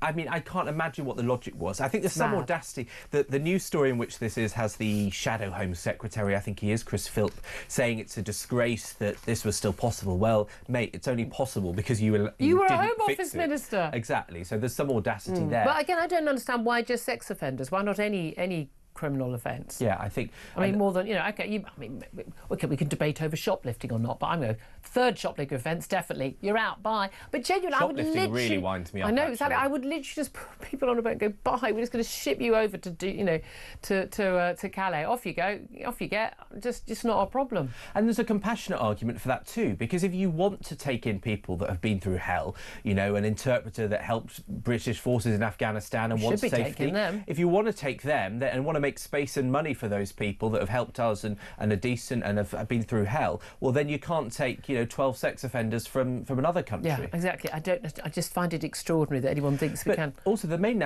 foreign nationality right now is Vietnamese. They're not at war, they're just poor. No. It's not the same thing. No, exactly. Again, I've always said most of these people are economic migrants. Anyway, just finally, I want to talk about, there's a Lib Dem MP, she's the MP for Bath, Vera Hobhouse. She's sponsored a new report from Migrant Democracy Project. You can just guess what they're like. I can see exactly what they're wearing. You know exactly. There's lots of big brooches, aren't there?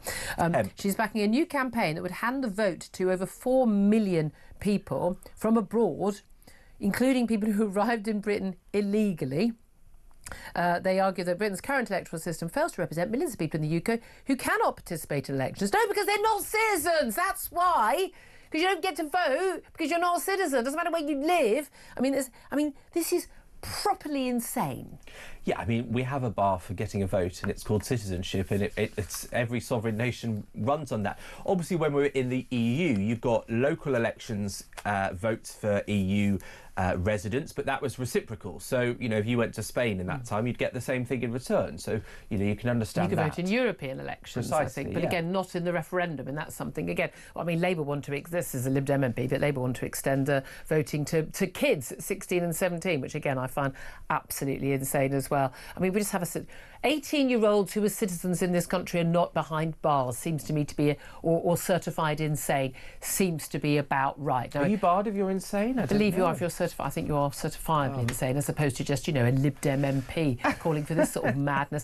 11:25 is the time. Up next, going to get to your calls coming in thick and fast on Mark Carney and Donald Trump and you name it. But get in touch if you want to have yours say 0344 499 1000 is the number to call.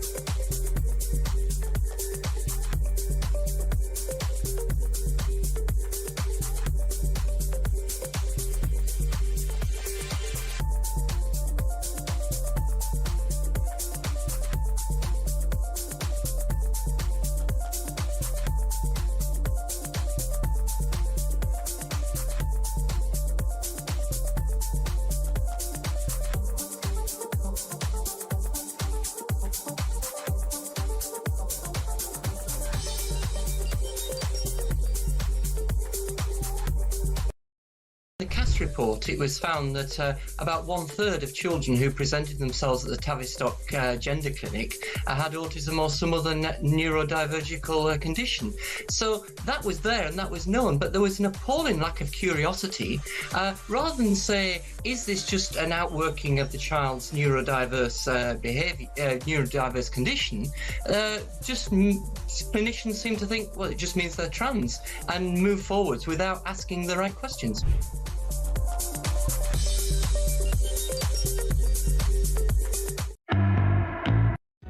Across the UK, on DAB+, on your smart speaker, on your smart TV, and on your side. This is Talk.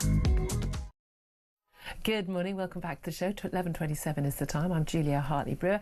Let's get to your messages and your phone calls coming in about various different topics, including today marking Donald Trump's 100th day in office. I'm asking what his biggest achievements and mistakes are so far. Graham says, biggest achievement in the Border Plus girls sport, biggest failure? Ukraine and the tariffs. Yeah, you know what? I'll agree with you on that. John says this 100 days thing is nonsense, not an effective way to measure someone's presidency. Give it a year at least. Well, you say that, John, but actually what a lot of presidents, lots of prime ministers have learnt over the years, actually you get most done when you hit the ground running and you get that stuff done and you stop the inertia of the blob, the civil servants, from stopping you doing stuff. And actually often it's the most stuff you ever do get done, especially, by the way, if he should just be at the end of his time as president, because he's not allowed to run whatever he thinks for a third term as president, in which case, by the midterms you become a lame duck president. So he's got a little less time than many would think to get stuff done. Mark says reduced illegal immigration massively is a big achievement. Rallied the Canadian people behind a rabid lefty like Mark Carney. Yeah, Mark Carney's lefty when it comes to, which delicatessen he goes to, but he's not and being all right on about migrants and things, but he's not. I mean, he's a Goldman Sachs banker, guys. Come on. Steve says, I like Trump, but as for achievement, there's only one so far: deporting illegals on a big scale. Failures: stopping the Russian advance in Ukraine, worldwide tariffs which backfired on him, and he's had to make U-turns on many of them. And Nathan says, Trump says a lot, but really he doesn't do a lot. I like Trump, but he's beginning to think he's the world's messiah. Yeah, the ego does bother me, I have to say. Let's go to the phone calls now, and Kevin is in London. Kevin, you want to talk about Mark Carney's victory. What do you want to say? Well, yes, about him and also Trump's suggestion that maybe Canada could become the 51st state. Yeah. By the way, I think that Mark Carney's newfound enthusiasm for national sovereignty is a wonder to behold. Isn't it? Didn't seem to care about it when he was here, did he? Exactly. No. But one thing, I mean, it's a semi-serious suggestion, but it might be quite fun to do it. Suppose Carney were to call Trump's bluff and say, look, Mr. President, thank you for your interest, but let's forget about this 51st state rubbish. In Canada, we have various provinces and territories, about 10 of them in all, I think. Now, if we joined the USA, then if each of those was a state, then we may possibly have a deal subject to the agreement of the Canadian people. Yeah. So the number of states of the Union goes up from 50 to 60. The number of senators goes up from 100 to 120. And I mean, I think if I were Canadian, I still don't think I would vote in favour of that. Yeah. But, if you're thinking of the arguments, then from the point of view of geography and demographics, language, legal traditions, many things. I mean, you could argue they've got quite a lot in common. Here's the thing, though. I mean, again, very different. The healthcare system, and actually, Canada is far closer to the sort of European model than it is to the American model. But what would be interesting was how much that would change American politics. And as you say, there's no way that the whole of Canada would be just one state. That would never work. But it would. That would I would think give a pretty strong Democrat bias, wouldn't it, to the election? Well, yeah, absolutely. What I was going to say is that whether or not you think there's a strong argument for that, I would say it's a stronger argument than the argument that Britain should be in the European Union for all sorts of. But yes, I mean, the number of senators goes up from 100 to 120. That's a massive. A lot of American presidential elections have been fairly close-run things. Yep. Canada could have a massive effect if it were to become part of the USA.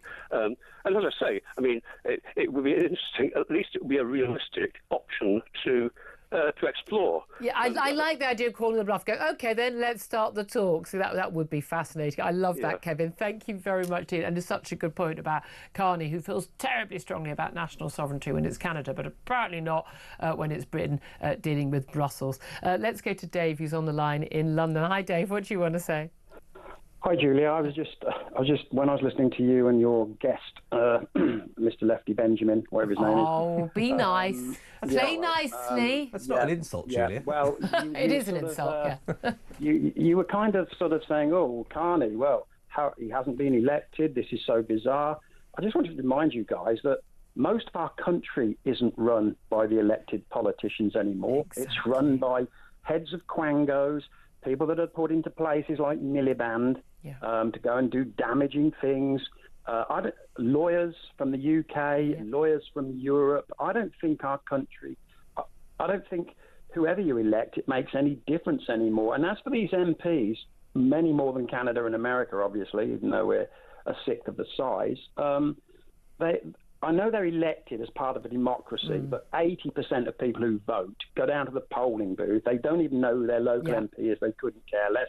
They're just running their finger down which party do I want to vote for. So even these politicians that say, I've been elected by my constituents. No, you haven't. Yeah. They just voted for the red rosette or the blue rosette, didn't they? But you're right on the unelected quangos. I mean, there was a story yesterday about, we spoke to 350 of them are on more money than the Prime Minister running a quango. We send us in council, they get to decide policy. Oh, do they? Oh, OK, nothing to do with our elected representatives then. All these tribunals that are saying, absolutely, you're a paedophile, you're a drug dealer, violently assaulted people. Absolutely stay in the country, not a problem. You've got a right for your family life here. I mean, these people, Climate Change Committee, are completely unelected. The woman who runs that, I think, has got a classics degree. She hasn't even got a science degree, telling us basically that we should run our economy and our manufacturing into the ground and risk blackouts like Spain and Portugal by going to 100% renewables. I mean, as you say, not accountable to any of us. No, and also you mentioned this story coming out where 4 million people should be given the right to vote. And I think Benjamin said something like, well, no, you need to be a citizen. Well, no, you don't, because Starmer's about to drop it to the age of 16. So he is messing around. They're still citizens. Things. I mean, they kind of are, but so are 12-year-olds. So give it to 12-year-olds. No, but I mean, they're kids. I mean, that's it. I've got a really sharp, bright age. She's now 18, but even when she was, 12, she knew more about politics than I think most adults did. Still didn't think she should have the vote. Why? Because she's a kid.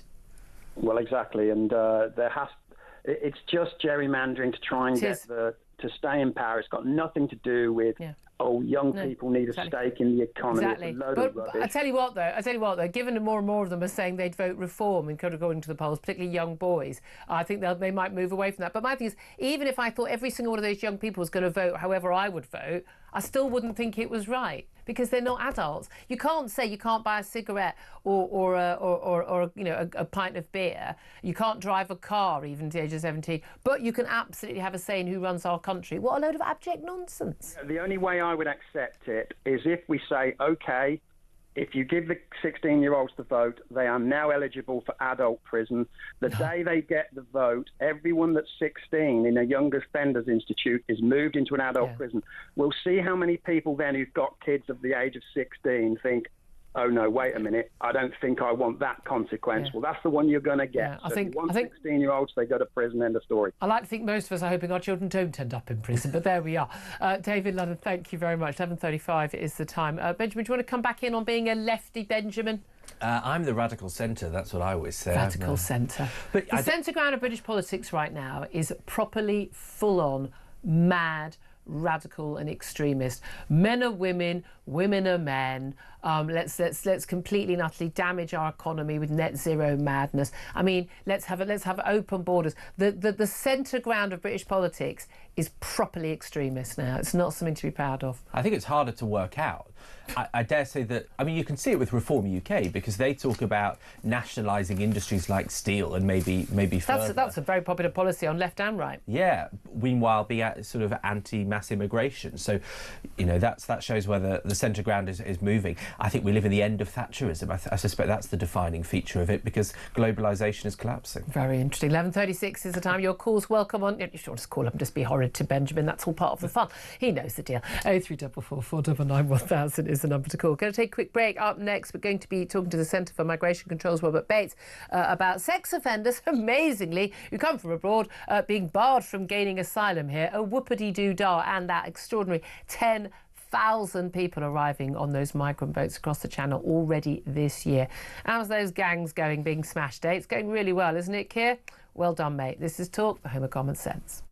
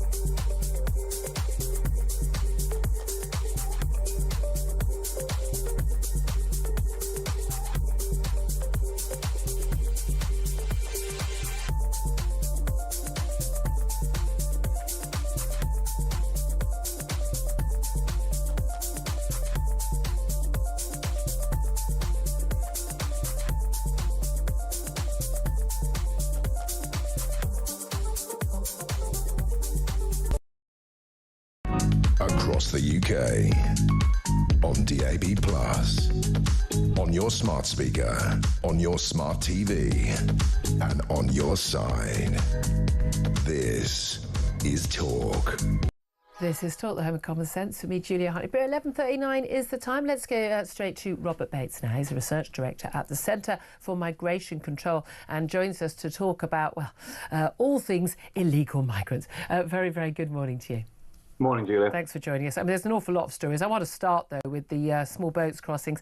The small number of people crossing the country this year has crossed the 10,000 mark. It's the earliest point in the year since records began. I mean, it was about 5,000 this time last year, or a couple of years ago, and now it's at 10,000. They had to get to June for that. Now, a lot of that may be we've had balmy, calm conditions, and that's made it easier. But there's no doubt at all those gangs have not been smashed by Keir Starmer, have they?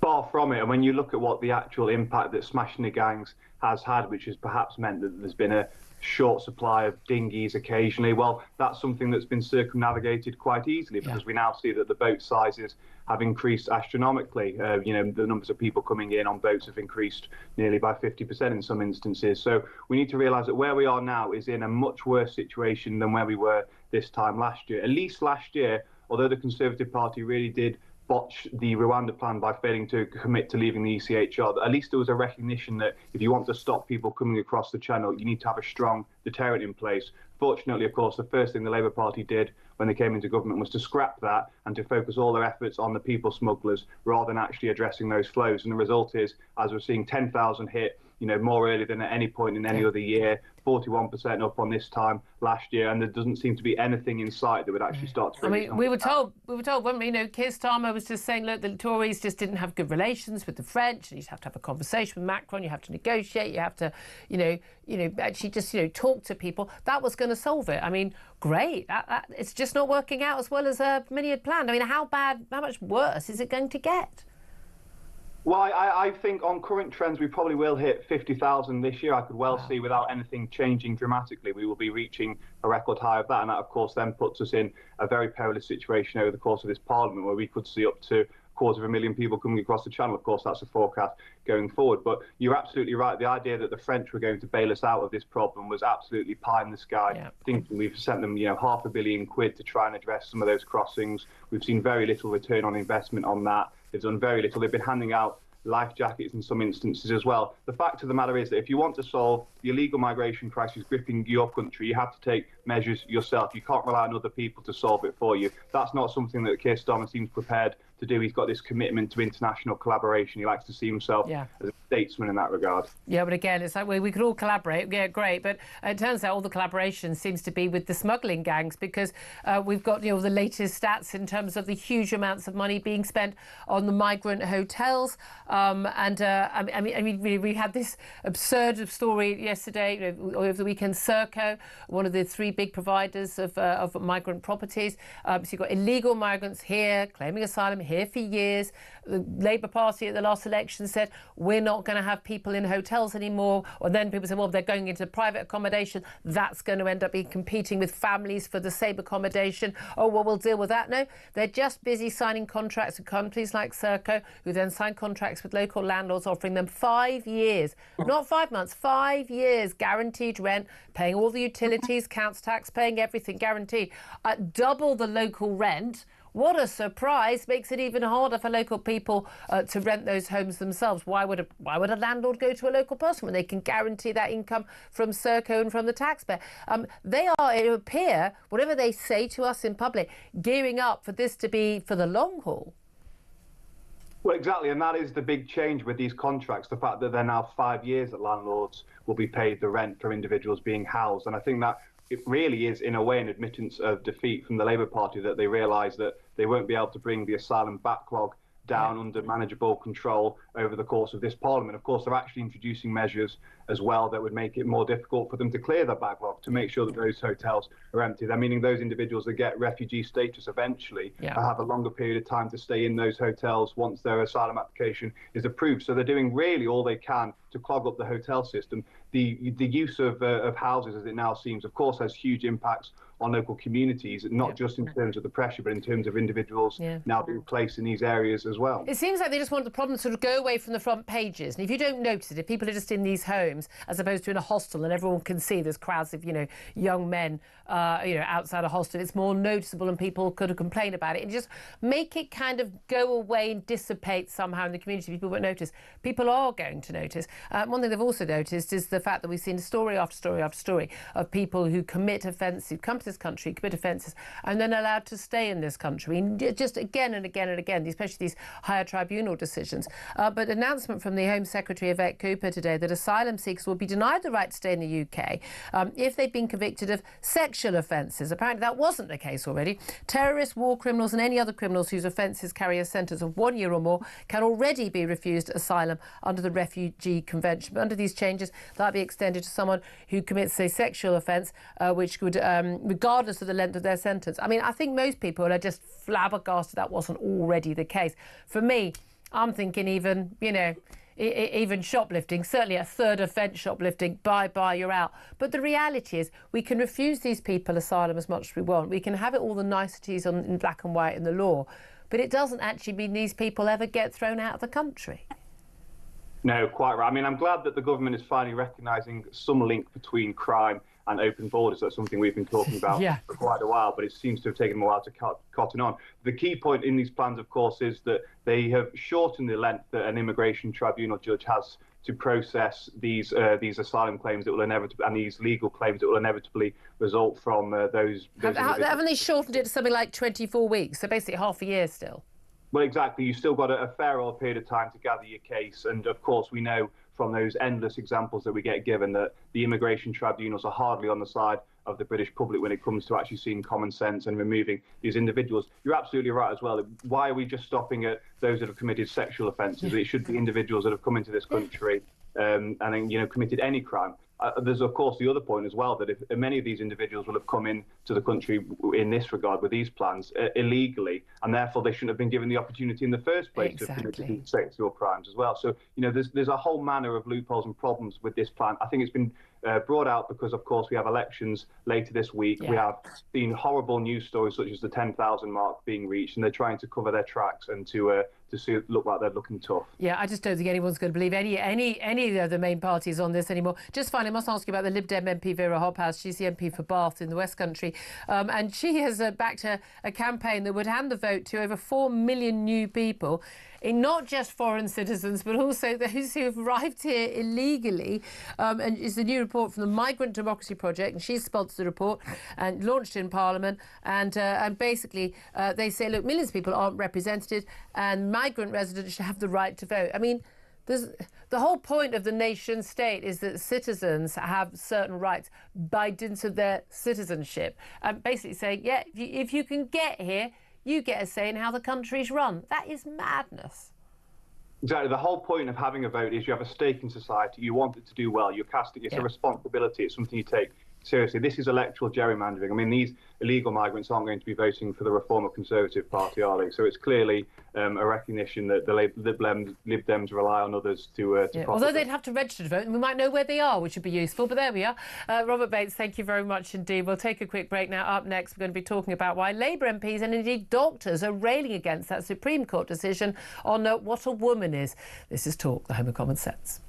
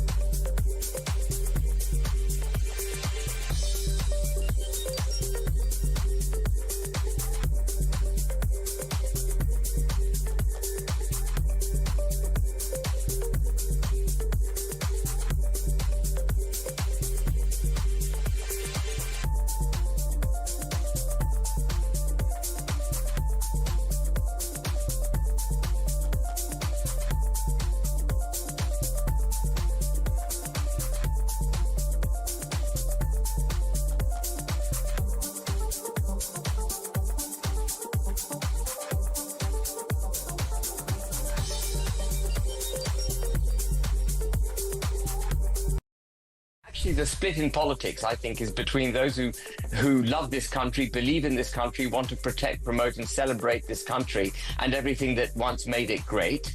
And I put myself firmly in that camp, and I put you in that camp. Yeah. And then there's a camp like Starmer and others who actually hate this country. They hate where this country came from. They hate the history of this country. Why don't they start off and live somewhere else? Why don't they go and live somewhere else then? Well, actually, Jeremy, they're trying to bring somewhere else here. That's what they're doing.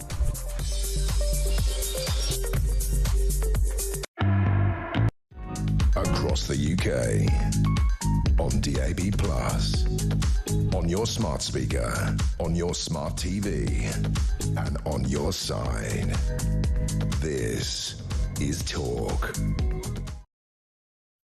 Very good morning. Welcome back to the show. 11:50 is the time. I'm Julia Hartley-Brewer. This is Talk. Let's get straight to my next guest, and let's talk about why so many people seem to be very upset with the Supreme Court for their rather clear ruling about what the law not only is but has always been when it comes to women's biologically sex-based rights.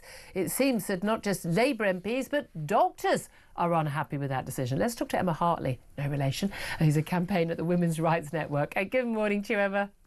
Hi, hello. Thanks for joining us. Let's start with the Labour MPs, because we've got 4 Labour MPs, usual suspects, Nadia Whittome and others, who've signed a motion basically arguing that the Supreme Court decision is basically, transphobic and is an issue, and are rather angry, it would seem, at the Prime Minister for apparently accepting the Supreme Court ruling. What are they saying? So I think it's quite extraordinary, really, what they're saying, because they seem to be saying that the clarity that the Supreme Court judgment has given us is somehow hateful, divisive, transphobic, when actually, as public policymakers, which they are, they should see that this is actually a really important thing for the rights of trans people, the rights of women, because it gives them clear categories to now make good laws, make good policies that actually consider the rights of everybody. Well, exactly. And again, the Supreme Court were very, very clear to talk about in no way does this mean people can discriminate against trans people. It simply points out that the rights of women to single-sex spaces are only available to women and not to men who think they're women, and to, and likewise for single-sex spaces for men. Nadia Whittome, Charlotte Nichols, Kate Osborne, Olivia Blake, they signed a statement, basically a trans right pledge. They say that criticises the divisive Supreme Court trans ruling.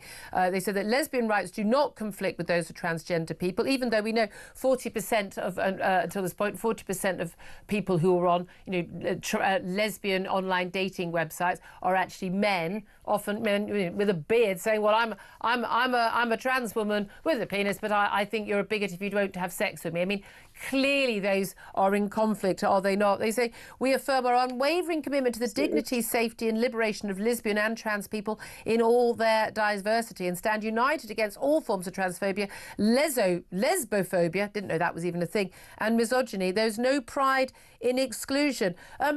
But the whole point was this wasn't, again, this is an interesting thing, this wasn't a ruling about trans people, it was a ruling about women. Not everything is about you, trans people, I would say. It was about women's rights, and where women's rights are, where trans rights conflict with women's rights are upheld by the 2010 Equality Law. Why do they think this is so divisive and transphobic?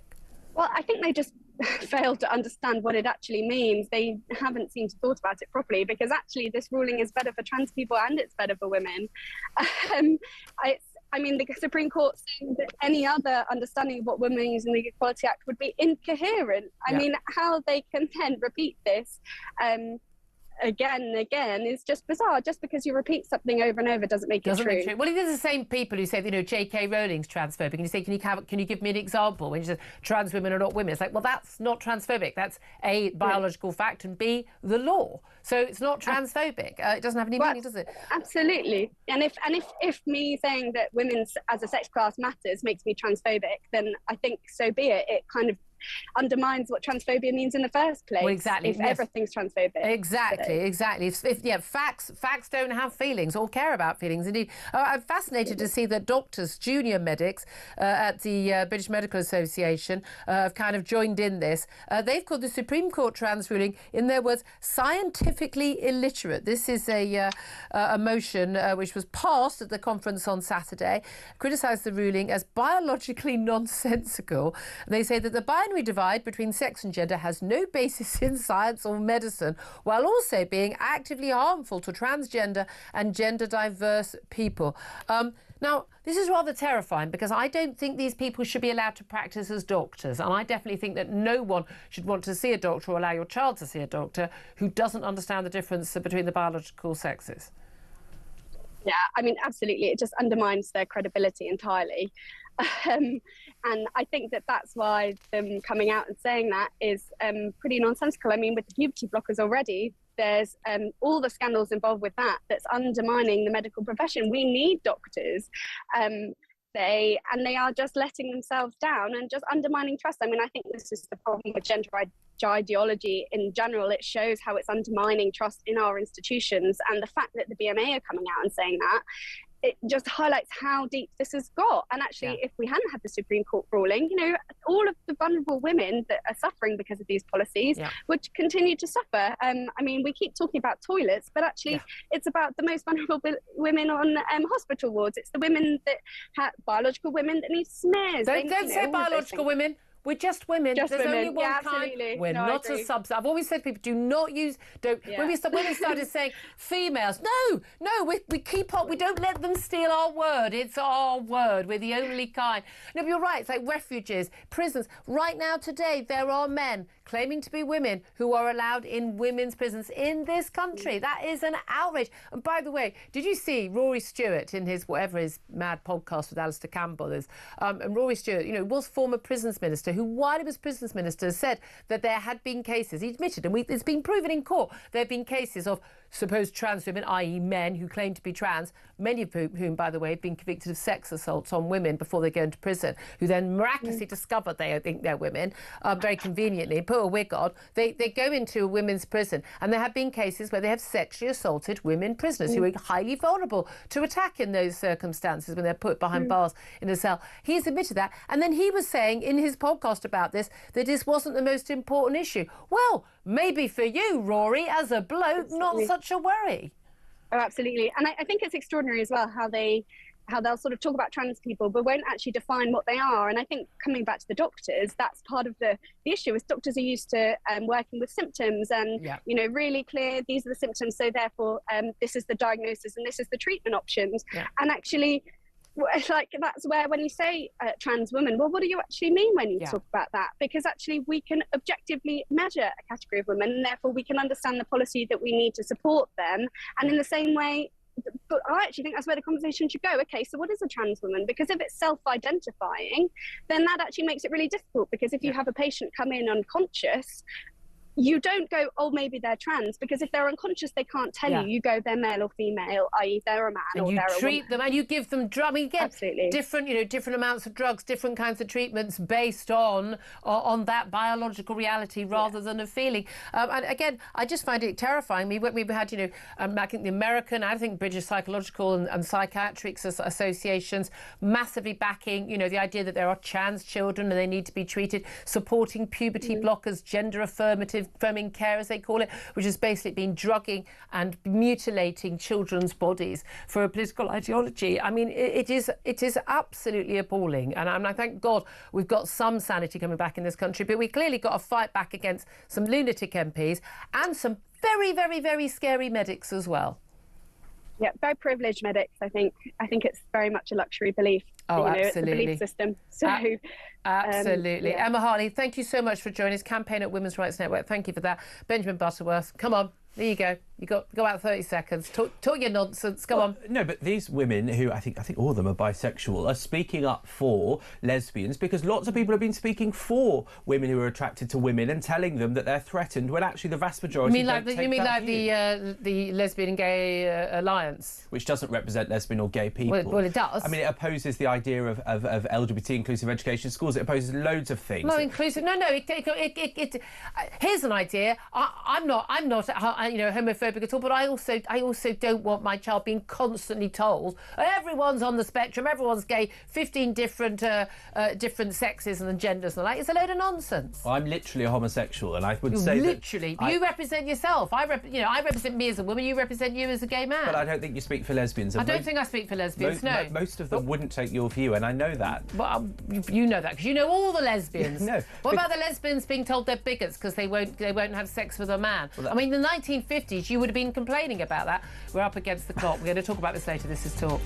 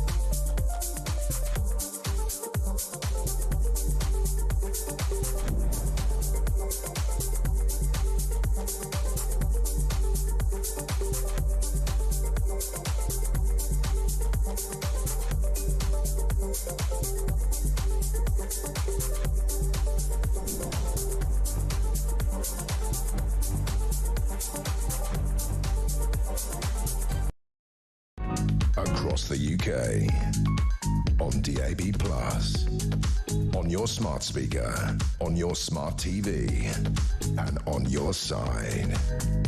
This is Talk.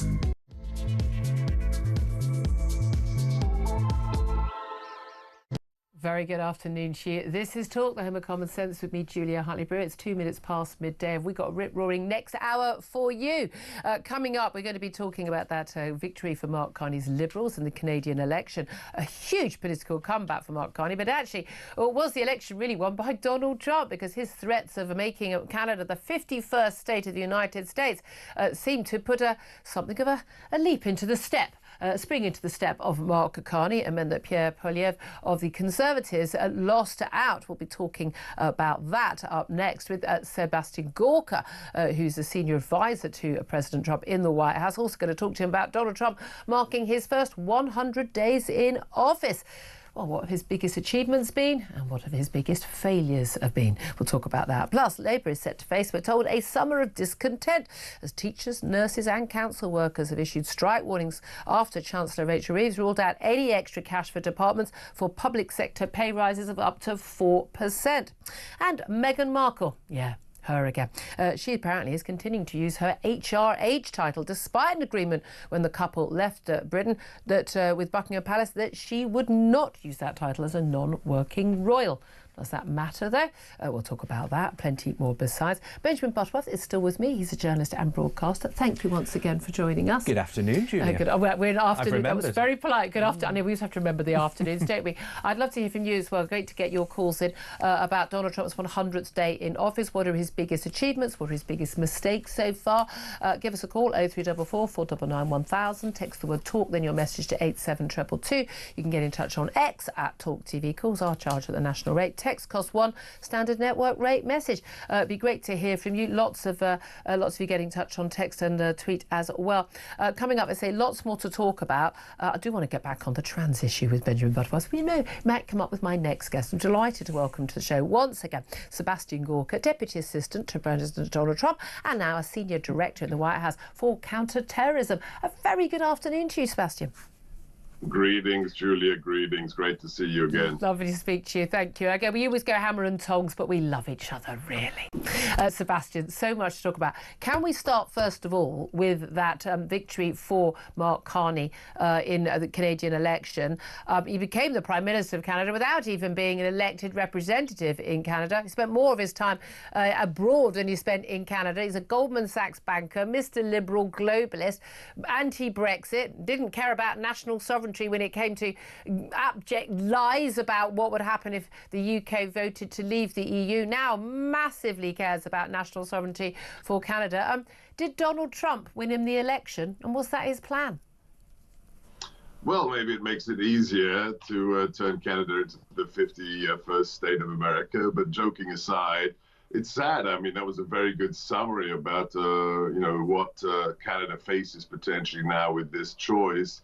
But, that's up to the Canadians. So they have chosen, they've made their bet, and now they have to line it. But I'm far more excited about talking about what we've done in the White House in the last 100 days and what sadly has happened to our Canadian friends north of the border. Well, OK, I want to talk a lot about the 100 days, but nevertheless, the threat of becoming the 51st state of the United States, that clearly played a big role, as did the Trump tariff war as well. Was that a tactical mistake by Donald Trump? Wouldn't he have preferred to have the Conservative Pierre Poilievre far more aligned to his political views? Wouldn't he prefer to have him in office in Canada? Well, I don't think it's clear exactly why the Canadians chose the way they chose. I mean, maybe it's simply they haven't arrived at the place where they're able to reject wokeism as the Brits did with Brexit, or as we did when a man came down an escalator and said, "I want to make America great again." So, I mean, this is the scourge of Western civilization. Those who hate their own nation, who don't believe in sovereignty, who genuflect at the altar of political correctness, don't believe in freedom of speech. I mean, think of what the prior incumbent did. Shut down bank accounts of the lorry drivers who had received charitable donations as they were fighting for the survival of their industry and really for the autonomy of the Canadian state. That's what Trudeau did. Maybe Canadians want more of that. If they do, I'm saddened as somebody who believes in freedom of speech. And, when I had my radio show, I was super excited when the truck drivers used to ring into my show live. So maybe just Canada's not ready for that level of maturity, and they made this decision. You get the leaders you vote in and who you deserve. I have to say, it still blows my mind how many people in Britain, I think probably America as well, who aren't aware of what Trudeau did, and simply are not aware of it because it just was not covered and it wasn't criticised by other world leaders, including our own Prime Minister here. Let's talk, though, about Donald Trump, because he's always in the news. Doesn't matter what he does. If he's silent, he's in the news. If he speaks, he's in the news. If he writes something on Truth Social, he's in the news. First 100 days in office, there's no doubt at all. He got straight to work on day one. I mean, in the first few hours, he was signing these executive orders, one after the other, one after the other. A lot of people very excited about the things he did in his early days. Just tell us what you think his chief successes have been in those first 100 days. How many hours do we have, Julia? I mean, in the general domain of things outside of national security, which is, where I live in a skiff in a secure compartmented information facility for most of my working day, it's, I think, the economy, it's the tariffs, and it's securing the border. The fact that we have completely slashed illegal immigration by more than 95%. The fact that we have identified and neutralized and deported hundreds of thousands of the worst criminals. I was in the Situation Room under the West Wing yesterday morning with the National Security Advisor when I was informed about these wanted posters that had been put out on the north lawn of the White House with the mugshots and the descriptions of just a handful of the people that we have intercepted and put on those plane loads out of the country. And it's horrific. I posted it on my Twitter account, on my Instagram account. I mean, you know, the rape of children, fentanyl deaths, human trafficking, and these are the people that the other side of the aisle are trying to defend now and saying, oh, they didn't get due process and you've got to bring them back from El Salvador. Well, no. The due process argument about El Salvador has actually involved, you know, people who did have the right to stay in the country, and even in case one US citizen. No, incorrect. The individual they're describing as a Maryland father who was actually twice deemed by an immigration court to be here illegally has no right to be here. He's a member of MS-13. So no, it's not about Americans who have the right to be here. It's about people who cross the border illegally, are members of gangs that we designated on day one as terrorist gangs and should be removed from the country and have been removed from the country. I would certainly agree with you that I think that dealing with the immigration issue, the border issue, and I want to come back to that in terms of your advice to our Prime Minister on that. But you mentioned the economy and tariffs. Now, the economy is not in a great shape as a result of those tariffs. You're still supporting the tariff plan. Oh, no, massive tariffs on China. There are geopolitical issues going on there, and a lot of us would support those in terms of the threat from China that's not been recognised by many world leaders. But, however, taking on close allies like Mexico and Canada and Europe and Britain and putting tariffs on them, I still don't understand what is the actual purpose of doing that. Well, it's very simple. You use the phrase close ally. Really?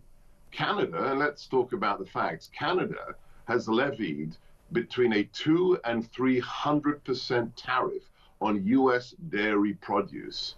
So how much of an ally is Canada when you are punishing American farmers? Likewise, Japan, whose security is really a function of what we do in the Pacific. Let me give you another little data point. American rice, and we grow a lot of rice in this country, is taxed at a rate of 700% by our friends in Japan. So all we're doing is we're saying, if you want to be a friend, behave like a friend, do not punish our products, and we are leveling the bar. We're getting back to a state where we're no longer the world's piggy bank and you don't get to exploit us or punish our producers. That's all the president's doing, and God bless him for doing it. We're told, 75 now, it's 100 countries around the world are busy, desperately trying to get some sort of trade deal with the United States. How close to the front of that queue is Britain? I've said it in many, many interviews in the last few weeks, and it is a fact. The president has a very special place in his heart for Great Britain for all kinds of reasons, familial and otherwise. And I tried to explain to my friends across the pond that, when everybody else in Europe gets slapped with 20% and you get 10%, maybe you should be grateful for actually getting a better grade in class than everybody else. And it's the beginning of negotiations. But hold on a minute, we don't have the same tariffs as the EU. I'm not going to reveal the number of where you are in the queue or in the line. But are we in the top 10? Are we in the top 10? I think that's a pretty good guess. OK. Top 3? I'm not going any more specific. And it's not up to me. It's up to Scott Bessent, my friend. He's your good friend. Treasury. We're told at this end we could be signing a deal within weeks. Do you think that's viable? We mean weeks. Does that mean 52 weeks? Does it mean 3 weeks? Do you think that's viable? A few weeks' time? Well, I think you're amongst the bucket that is a priority for the president, for Secretary Bessent, and for Secretary Lutnick. Absolutely. OK. In terms of other things, DOGE, the cutting back on government expenditure, and just huge numbers of government employees. How's that going? Because we heard, lots and lots of noise and thunder and lightning at the very beginning with Elon Musk. Everyone's, you've got a week to reply to an email or you're out. Lots of people losing their jobs. And then we've had a lot of sort of row back. Well, no, actually, we need this service. Only we need that. Where are we standing there, especially at a time when I think we're only a few weeks away from Elon Musk leaving government? Yeah, look, I'm I'm not responsible for DOJ. I'm responsible for national security and specifically counterterrorism. But as a taxpayer, I am elated by what Mr. Musk and his team are doing. Just the rampant corruption, the billions of dollars being wasted on woke DEI, critical race theory garbage being rammed down the throat, not just of Americans, but of our foreign allies and friends and partners. The fact that USAID has been shut down, the fact that we are finally having some responsibility amongst the bureaucrats who think they have a job for life. I want to see a lot more of that. And God bless Elon for everything he's done so far and his incredible team who are identifying massive fraud and abuse across government. Do you think we should do a little bit of that here? I mean, certainly the EU needs it, that's for sure. But do you think we should try a bit of that here in the UK? I think every nation that states that they have representative government and they have politicians who say on the hustings that they will be good stewards of the taxpayer funds. I think that the voters should demand that of not only their elected politicians, but their bureaucrats. So this is the second time I've served in the White House, and I can tell you, I can give you chapter and verse of meetings I've been in or chaired across the government where I talk to bureaucrats who've been in those positions for decades and who clearly indicate, oh, presidents come and go, heads of state come and go. I'm going to be in this position after the election. I get to decide. An unelected official, I get to decide what happens with our nation, and that is unconscionable, and that's what we're fixing in America right now. Certainly seems to be where we are in America, sorry, in Britain as well. What advice would you give Keir Starmer on dealing with illegal immigration? You mentioned how not just the deportations, but at the huge 95% cut in the number of people crossing the Mexican border. We this week have hit 10,000, not in the same league as where you are in America, but 10,000 illegal migrants coming over on those little dinghies across the channel from France. It's a record number for this time of year, partly helped by some pretty nice, unusually balmy weather conditions for us here in the UK right now in April. But nevertheless, a record number after the Prime Minister was elected last July saying he would smash the gangs. What would be your advice to him on both cutting the number of people coming here, but also being able to get rid of the people who are here illegally? Well, look, I'm not going to specifically give advice to another head of government, but I'll talk to you about the personal experience of my family. My family were real refugees. My parents were interrogated for 6 weeks in a refugee camp after they escaped communist Hungary. They had to demonstrate to the civilized world that they weren't a threat to the country that accepted them. That country was the UK. So I would say to any head of state, any government that is considering opening their borders to anyone, that number one, without national sovereignty, without control, real physical control of your borders, you do not have a nation. Secondly, the individuals you allow into your country should really be committed to the values that country has espoused and upon which it is founded. If you're coming to somebody else's country and you reject ab ovo the values of that nation, why are you letting those people in? So, the fact is we need to do serious vetting and screening. Any nation that says they're a nation needs to decide under what standards they allow people in.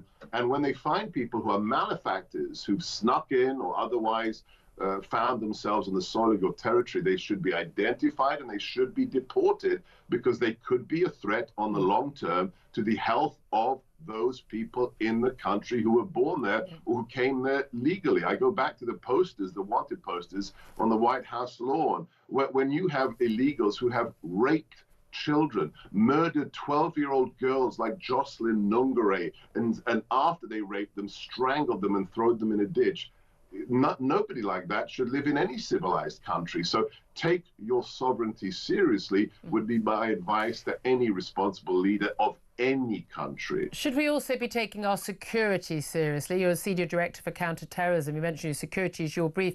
We saw in Spain and Portugal over the last 24 hours a huge blackout across the nation, including both capital cities, for the best parts of 20 or so hours.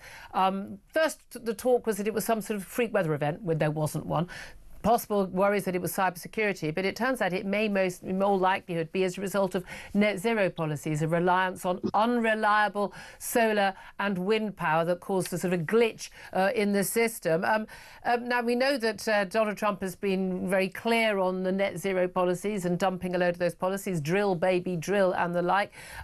Do you think that actually these net zero policies that a lot of countries like Britain, most of Europe are pursuing, are actually a massive threat to our national security? Completely. Net zero is sheer insanity. Energy is the lifeblood of a country. I remember what it was like when we started to be very serious in the UK under Margaret Thatcher about North Sea oil and the absolute revivification of British manufacturing and the whole economy as a result of that lifeblood, the energy being unleashed for British manufacturers. The same goes here for the US.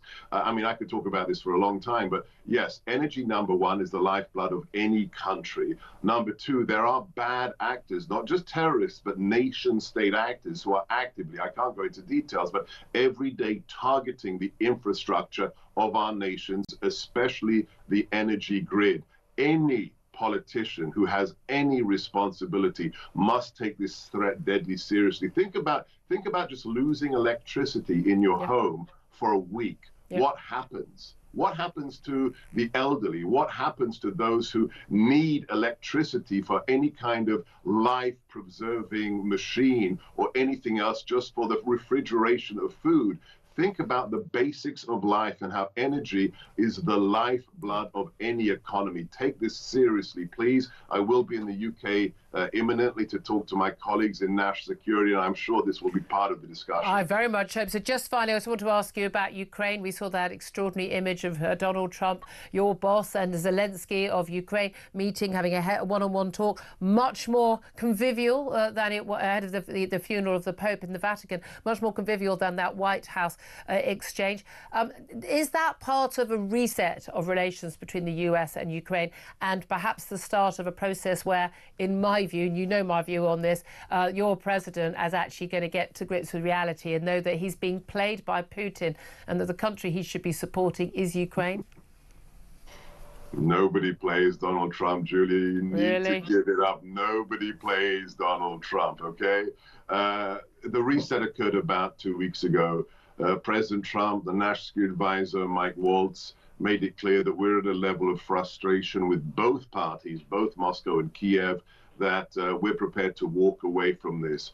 As a result, you saw what happened in the Vatican, and now we're on the cusp of a deal for peace in Europe that only my boss, President Trump, can give us. So, you know, he's always working for the American taxpayer, and he's always working in the interests of peace. And with that meeting, we are on the very edge of making it happen. You can get peace by surrendering at any time, but it's a surrender deal that humiliates both Donald Trump and the American people, does it not? Unless two para wants to deploy to Crimea, nobody's surrendering. It is a surrender. It's basically saying to Putin, you don't know what you're talking about. You can have any land. You can have any land that you invade. That's the message you sent Russia. When it comes to geopolitics, you have no idea. I'm sorry, Julia. You just don't. You don't have any idea what you're talking about. I think I've got a lot more than your president. If you want to see peace in Europe, you will support President Trump. If you want to see the meat grinder continue, then go on saying silly things like we're surrendering. But the meat grinder, we can stop the meat grinder tomorrow by making sure that Putin knows he can't carry on the killing. The meat grinder was started by Vladimir Putin. I'm not denying that, but you're not talking about any alternative. What are you I'm talking about. Yeah, there are plenty of alternatives. What are you proposing? Are you proposing that American soldiers should die to take back Crimea, or British soldiers? Even Ukraine hasn't suggested that. What are you proposing? A full security guarantee from America and Europe that one step further from no requirement that Ukraine recognises the sovereignty of Russia over Crimea. To a nation that is in the midst of a war. It's not you are the one denying reality, Julia. I'm sorry. You need to wake up and smell the coffee. Why on earth should President Zelensky or the Ukrainian people who've sacrificed so much in the last 3 years, why should they trust the word of Vladimir Putin when he has reneged leg. Of course, on every single deal so far. What are you talking Well, about? exactly. So they need to have a guarantee for their safety. So what's the alternative? You don't trust them, then you asked me what? what the alternative was, and I've just told you, and then you said that's nonsense. You got to stop the war, Julia. You got to stop the war. No, you need to stop the aggression of Vladimir Putin. Those are two different things. That's what we're going to do with this peace deal. You need to wake up and just get. And it's get okay for you if Vladimir Putin just basically sorts out his economy, trains up some more troops, and just goes for the next bit of Ukraine next time. You're happy with that? Not going to happen. Not going to happen. Why won't it happen? Why won't it happen? As long as President Trump is in the... Well, I hate to tell you, he's not going to be in office for more than another 3.5 years. Explain this to me. Why was Crimea taken under Obama? Why was the rest of Ukraine taken under Biden? But when we were in the White House for 4 years, why did Russia not do anything? That's what you have to understand. If Putin is so afraid of Donald Trump, why did he bomb civilians in Kyiv only a few days ago? Because he's in a losing hand right now. This is his last desperate attempt to put himself in a better position before negotiations. It's so obvious what he's doing. He's not negotiating. He's getting everything he wants. No, he's not. What's he not getting? He's not getting Ukraine. He's getting 20% of Ukraine. Julia, you still haven't answered the question. I did. I answered. You just told me it was nonsense. It is nonsense. Security guarantee. You asked me a question, I answered it, and then you told me I haven't answered the question. It's arrant nonsense is what it is. Sebastian, I hope you're right, but I fear you're not on this issue, but lots of agreement. President Trump. We shall, I wish I could. I wish I could on this. I just hope he wakes up and smells the coffee and realises he's being played by Vladimir Putin. He's got him around his little finger right now. Sebastian Gorka, always so good to talk to you, sir. So appreciate you taking the time. Deputy Assistant to President Trump in the White House, Senior Director for Counter-Terrorism. Very quick word from Benjamin Butterworth. Just on that, and then we'll come back to what he's had to say and take some calls. Well, it just frustrates me that he seems more animated in criticising Canada than criticising Russia, and that suggests that their priorities are out of line with reality. Yeah, I mean, that is my worry. That is my worry. I'd love to hear your thoughts. I know a lot of you disagree with me on this issue, but always so good to get Seb Gorka on. I so appreciate that. 12:25 is the time. Do get in touch, your thoughts, particularly on Donald Trump's 100th day in office. What could he teach Keir Starmer in his, it's well over 100 days. It just feels like he's got a 5-year term. It feels like 5 years already. This is Talk, the Home of Common Sense.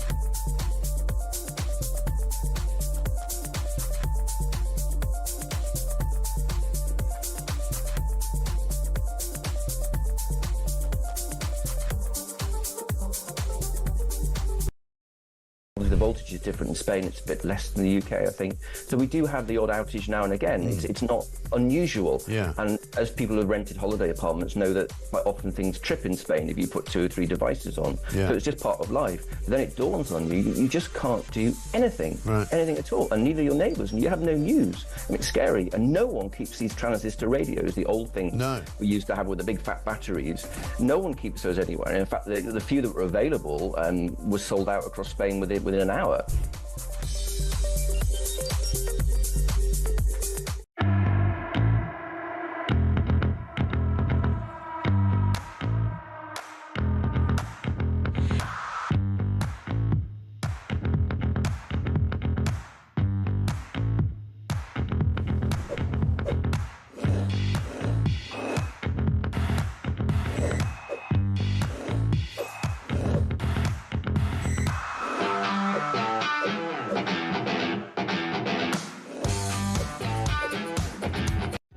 Across the UK, on DAB+, on your smart speaker, on your smart TV, and on your side. This is Talk. This is Talk, the Home of Common Sense with me, Julia Hartley-Brewer. It's 12:29. Benjamin Butterworth is still with me. We're going to be talking about the possibility of a summer of discontent coming up very soon, with the possibility of strike threats by public sector workers if they don't get that up to 4% pay rise that some pay review bodies have suggested to them. Also, the latest royal shenanigans as well, basically the non-royals, Meghan and Harry. First up, though, let's get to some of your messages coming in about Donald Trump. Juck says, President Trump has done more for the American people than Starmer has for the UK. All he's done is bankrupt the British taxpayers and businesses. This as Donald Trump marks his 100th day in office. Peter says the world is laughing at him and MAGA. Tricia says they're an amazing mess in 100 days. So much for peace in Ukraine. Marilyn asks, why are so many British people against him? He's looking after the American people. Our despicable government couldn't care less about us and is just bleeding the taxpayer dry to look after everyone else. Philip says, no mistakes so far. This is a great administration. Michael agrees that President Trump is doing an awesome job. If the Democrats would just stop trying to undermine him, some great things will happen for our wonderful country. I'm guessing he's talking from the States. Well, let's talk to Christoph, who is in Fife, not in the United States. And you want to react to what Seb Gorka, advisor to Donald Trump, has just had to say. Good morning to you, Chris. Good afternoon, sorry, Christoph. Good afternoon, Julia. Just so you know, I've just been given a note by my wife which says "be polite." So I'm absolutely on good behaviour. She didn't give me the same note. I can say what I want. No, just so you're aware, Julia, I'm not British as such, but I've lived here for a long time. But I was born in the United States, so I'm a US citizen in that respect. You sound British. You've come over to the dark side very well, I think. No. For what it's worth, people in I was born in Ireland, and people of that set at the time absolutely did not want their children born in Ireland. Yeah. I was born in my uncle's house. Blah blah. But anyway. We are where we are now. I do disagree with you on your view of Trump being played. Now, I'm not being political as such here, but you have to look at his background. He made billions out of real estate. Who do you think he was dealing with in New York? Everyone from the man next door to contractors to the mafia. Here is a man who took the country. He took the city of New York to court. He took the country of Germany to court, and he won. A man who took... Well, his lawyers did that. I have to say, he started off with hundreds of millions. He took over his father's property business. I mean, this is a man, by the way, who lost money running a casino. This has never been heard of before. This is true. But remember, I'm not British. I don't have this issue that people like you have with failure. Just because you failed, that just means you haven't yet succeeded. No, I don't have an issue with it. I love that American attitude. I've got I spent some formative years in America. I love the American attitude like that. But what is your point about Donald Trump and Putin? You said he's not being played by Putin. What evidence do you have for that? Absolutely. Well, listen, neither of us is in the room, but I just go to a person's track record. He made billions out of real estate. What's that got to do with Putin? Doing a property deal is not the same as bringing a ceasefire in a war. It's not the same thing. Well, yes and no, because you are dealing directly with people. You look into the whites of their eyes, and these people, especially someone from Putin's background, will know within seconds whether someone. Whether it's someone, he's a trained killer. He's KGB, etc. Yeah, exactly. He will know if someone is weak.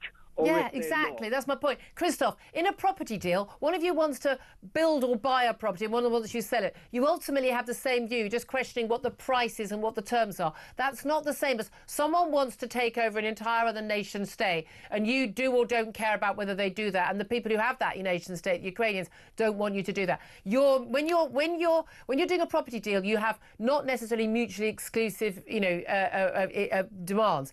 When you're dealing with a ceasefire like this, Russia running Ukraine and Ukraine running Ukraine are mutually exclusive. It's not the same thing. Listen, what we can say, Trump has been in office for 100 days. Yeah. He has literally got people around the table. They might not be agreeing with each other. They might not even be talking with each other. But we can agree they are around the table. He hasn't got the Russians and Ukrainians around the table. He wouldn't even talk to the Ukrainians for months. I know what one is speaking figuratively. The point is that there is a conversation. That is more than anyone in Europe. That's more than Starmer's done. That's more than Macron's done. Putin will only have a conversation because he's being offered large chunks of a foreign territory in return for the West surrendering an ally. You can agree a deal with anybody. I can agree a deal with a man who puts a gun to my head and demands my phone and my handbag, and I can do a deal with him by going, have my phone and my handbag, and then he'll go away. We've done a great deal. What a great deal maker I am. No, that is exactly what this is. No, look, Julia, the bottom line is that according to estimates, about 5,000 people are dying a week. 5,000 people dying a week, mainly Russian, but people are dying a week. That's what happens in wars. One life lost is too many, and I would say it's not. Not for saving your country. Or should we not have lost any lives to save Britain from Hitler? I'm not talking to liberate Europe.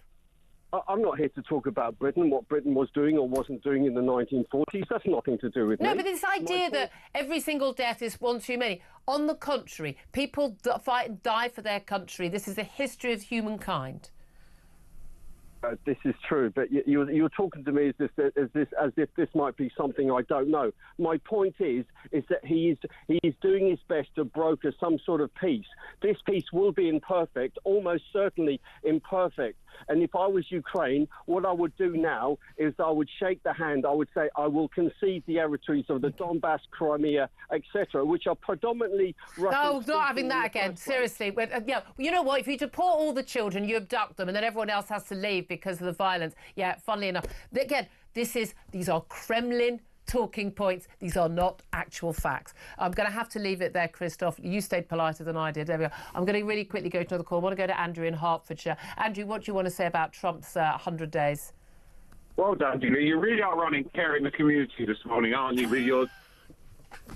What are you like? What do you want to say? Come on.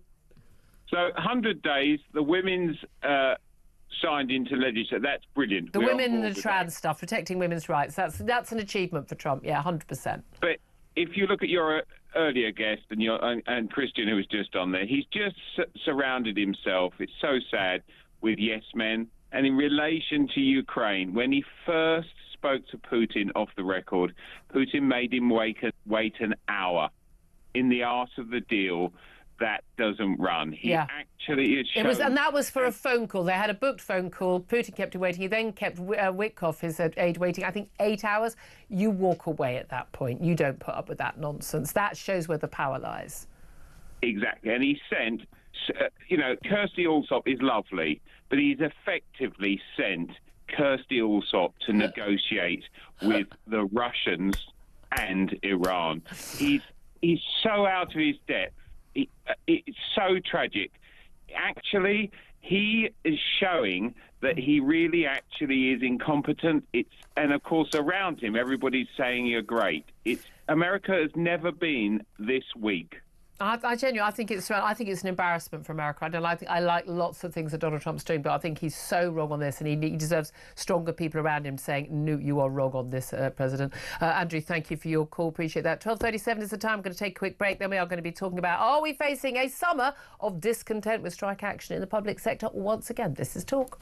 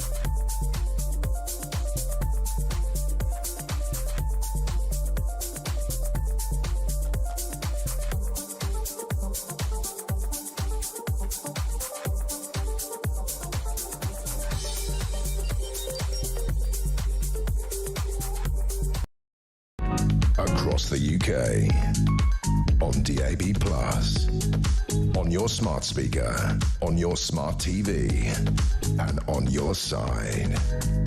This is Talk. Very good afternoon. Welcome back to the show. It's coming up to 12:40. I'm Julia Hartley-Brewer. Benjamin Butterworth is here. Get his thoughts on what my next guest has to say. Are we heading for a summer of discontent? We've had a couple of those in recent years, have we not, with various strikes from public sector workers? But are we heading to one again? Let's talk to Michael Simmons. He's economics editor of The Spectator. Very good afternoon to you. Afternoon. Thanks for joining us. Well, we've got these independent pay review bodies who've recommended pay rises of around the 3% or the 4% mark, depending on which public sector workers you are. Some actually more for police officers, soldiers and others who cannot go on strike. But looking at teachers getting 4%, NHS workers around the 3% mark. Now, Rachel Reeves, the Chancellor, said, well, your budgets are set for your department, so if you're going to give those pay rises, other things will have to be cut back. Of course, otherwise, we'd be facing more tax rises in the autumn, which, let's face it, we probably are, by stealth, or more borrowing, which we can't afford to do. In which case, we've now got the threat of strike threats. How serious do you think those threats are?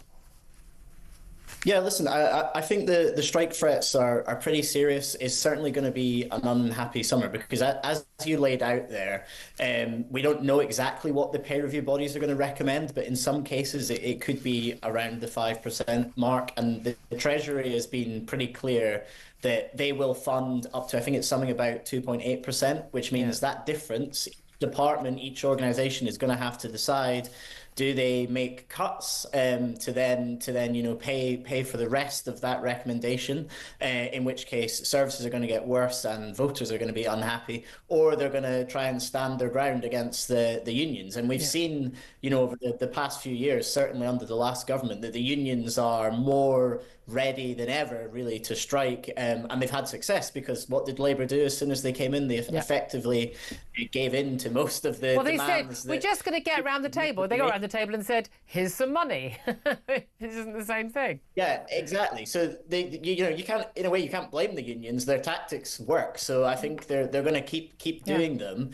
I think speaking to people in Labour, there was a feeling that some of the unions would maybe go easy on them because they support the Labour Party, but I don't think there's signs that is going to happen. So I think absolutely not. And here's the thing, and again, we talked about this on the show yesterday. The reality is, we are talking about people people, particularly in the NHS and teachers, who have seen real terms pay cuts over the last 20 years. They were real terms pay cuts in the austerity years. Now, before that time, people said, oh, public sector did really badly under the Osborne and Cameron years. In fact, it was the private sector done really badly before then. They hadn't had those pay rises because the economy was in a bad state. And then lots of people hit, with the inflation we've had in recent years.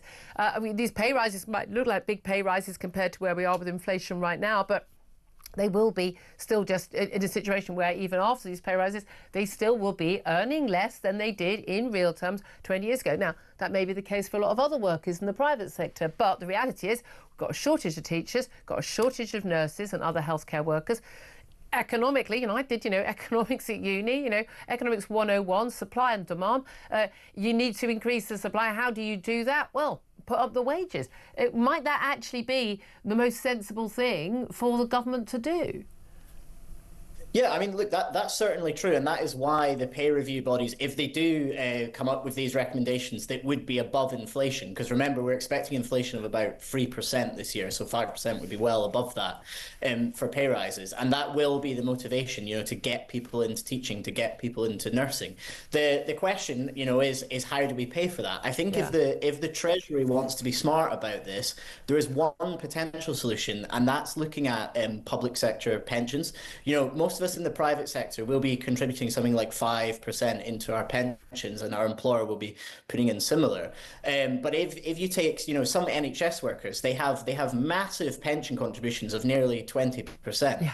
And what the government could say specifically for young people is... that's just by their employer. They're not putting anything in. It's just by their employer. Yes, exactly. That is just basically from the government. So the government could say, look, we're already spending this money. If we want to attract people into these professions, why don't we say, we'll give you that money up front in the form of a pay rise, and you'll have a much smaller pension contribution, and I think a lot of people would actually take them up on that. Yeah, so absolutely. there are other ways to find the money, but it's whether the Treasury wants to. But the reality, part of the difficulties a lot of departments have got is created by the Chancellor herself. We knew when you put up minimum wage, a lot of people would agree with minimum wage going up to a higher rate that people can actually live on. That you put the minimum wage up, lots of people working in the public sector are on minimum wage. When you put up national insurance payments from employers and raise the lower the threshold to the point at which people start paying it, that has been a huge cost for the public sector, not to mention the energy bills as well. So actually there are huge extra costs just to provide services that stand still in the public sector, same as for private businesses, exactly the same. But a lot of that is caused by government policy and Rachel Reeves' own decisions. Yeah, well, fundamentally, it comes down to how big we want Britain as a state to be. Since COVID, we've expected more and more from what the government does. That size has got bigger. Although the tax burden has gone up with it to a record high, the actual individual tax rates are kind of relatively lower than countries with similarly large states. Yeah. So I think ultimately the decision that is being put off by Reeves and, to be honest, all parties, is if we say we want to keep a state that big, then the basic rate of income tax is going to have to go up by 1 or 2%. And the rest. That's what's coming down the line. And that's the reality. And we talk about the public services like healthcare in an awful lot of European countries. And again, they've got very different, social insurance policies from ours because no one copied the NHS for a reason. But they pay a lot higher basic rate tax, don't we, though? It's all going to be resolved by a new milkshake tax. The sugar tax, apparently, is going to be extended, we're told by the sources in the government, from just fizzy drinks to things like pre-packaged milkshakes and pre-packaged lattes. That's going to solve the obesity crisis and, of course, raise loads of money for the Treasury. Job done, Michael. Yeah, well, look, it's total nonsense, as we know. There's still plenty of obese people around. Obesity soared during the pandemic. These taxes don't make a difference. All they do is they bring in a little amount of money so that the Chancellor can say, oh, she's met her fiscal rules and she's kept a tiny bit of headroom. It's just putting off the inevitable, which is eventually a government is going to have to make a decision. Do taxes go up massively across the board, or do we decide to shrink the state? Yeah, absolutely. Or maybe we could cut taxes and cut the state. That would be a good idea, wouldn't it? Michael Simmons, economics editor of The Spectator. Thank you as always for joining us. Benjamin Butterworth, again, you come from the left. You like a big state on the left, don't you? Think the state is better at doing everything, telling us what we can eat and drink, telling us how to run businesses, telling us how to, live our lives. So you'd want a big estate, wouldn't you? Well, I think the sugar tax worked because, Iron Brew changed their recipe in order to avoid Everyone it. stopped buying Iron Brew. And so They stopped buying Iron That's Brew. a lot of sugar that people have been saved. Look, But the thing is, if you don't want to drink... Diet drinks are bigger, by the way, they're bigger in sales than the fizzy drinks with all the real sugar in. You've got an alternative. If you want to drink a high sugar drink, have a high sugar drink. If you don't want to have a high sugar drink, you don't have to buy one. Why does the government have to get involved? Well, I think price is a big determinant of those But things. why does the government have to get involved? What's it got to do with the government if someone wants to have a load of sugar hit? But I think that people will be less likely to do that, and you should What's it encourage got to do with the people- government? You should nudge What's it people got to do towards with the better- government, what people want to drink? Well, in this country, it's got a lot to do with the government because you pay for it when they get sick or when they need their teeth doing. Oh. So that's... Well, that's a different argument, I think though, that's isn't quite it? a reasonable one.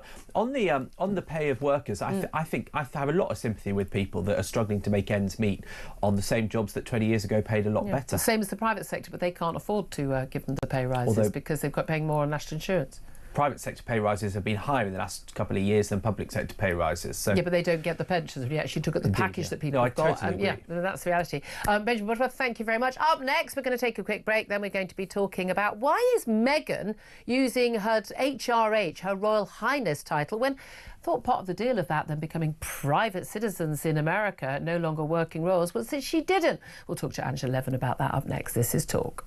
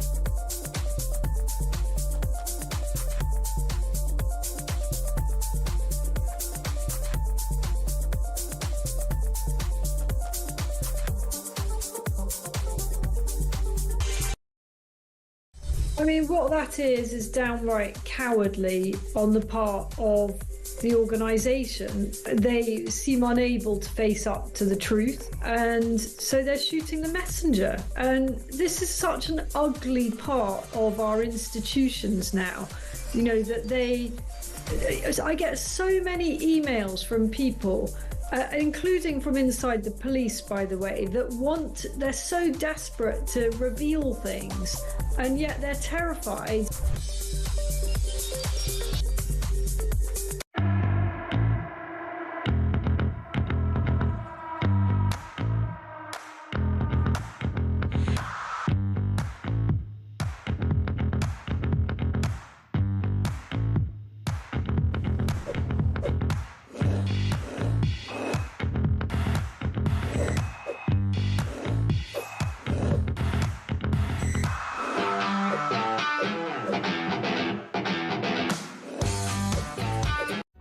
Across the UK, on DAB+, on your smart speaker, on your smart TV, and on your side. This is Talk. This is Talk the Home of Common Sense with me, Julia Hartley-Brewer. 12:52 is the time. So their Royal Highnesses, the Duke and Duchess of Sussex, are, they are still Royal Highnesses, but they're not supposed to use that HRH title since they became non-working royals and moved to the United States for that private life that they have so craved. So why is it then that the HRA title was glimpsed on notepaper used by Meghan Markle in the latest podcast broadcast on YouTube? Let's talk to Angela Levin, who's a royal biographer and joins us now. Good afternoon to you, Angela. Hello. Thanks for joining us. So what was the exact deal about the status of their... They kept the royal titles. I mean, he is a royal prince, he is a duke, she's a duchess. What was the agreement with Buckingham Palace, as far as we know, when they left the palace? Well, the late Queen, wanted it good enough so they could go in a dignified way. So she didn't take away the... very much, but they wanted this not to be used because you cannot be a royal and use it for commercial gain. That's the key thing. Because Diana had her HRH taken away, didn't she? And there was a lot of criticism of the palace for that. Yes. Because she was the mother of the future king. Yes, but she didn't want to be anything with royals. She was very pleased to lose it, actually. Oh, really? And she was not to have police looking after her. So she wanted to get away and live a different life. So that's not quite the same thing. Right. But this was about sort of when they did the big, Megxit and left the country, they were going to be, again, live a private life. That hasn't worked out quite as well as many of us would have hoped, certainly on our side of the Atlantic.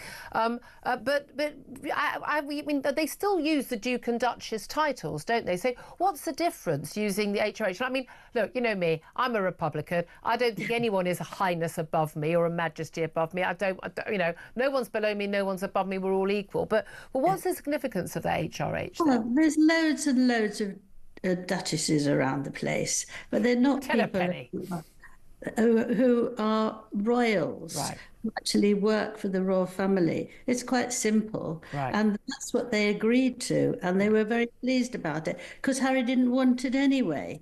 But now, in an extraordinary way of doing it, she did it on a card, delivering to her friend lots of food. Oh, yeah.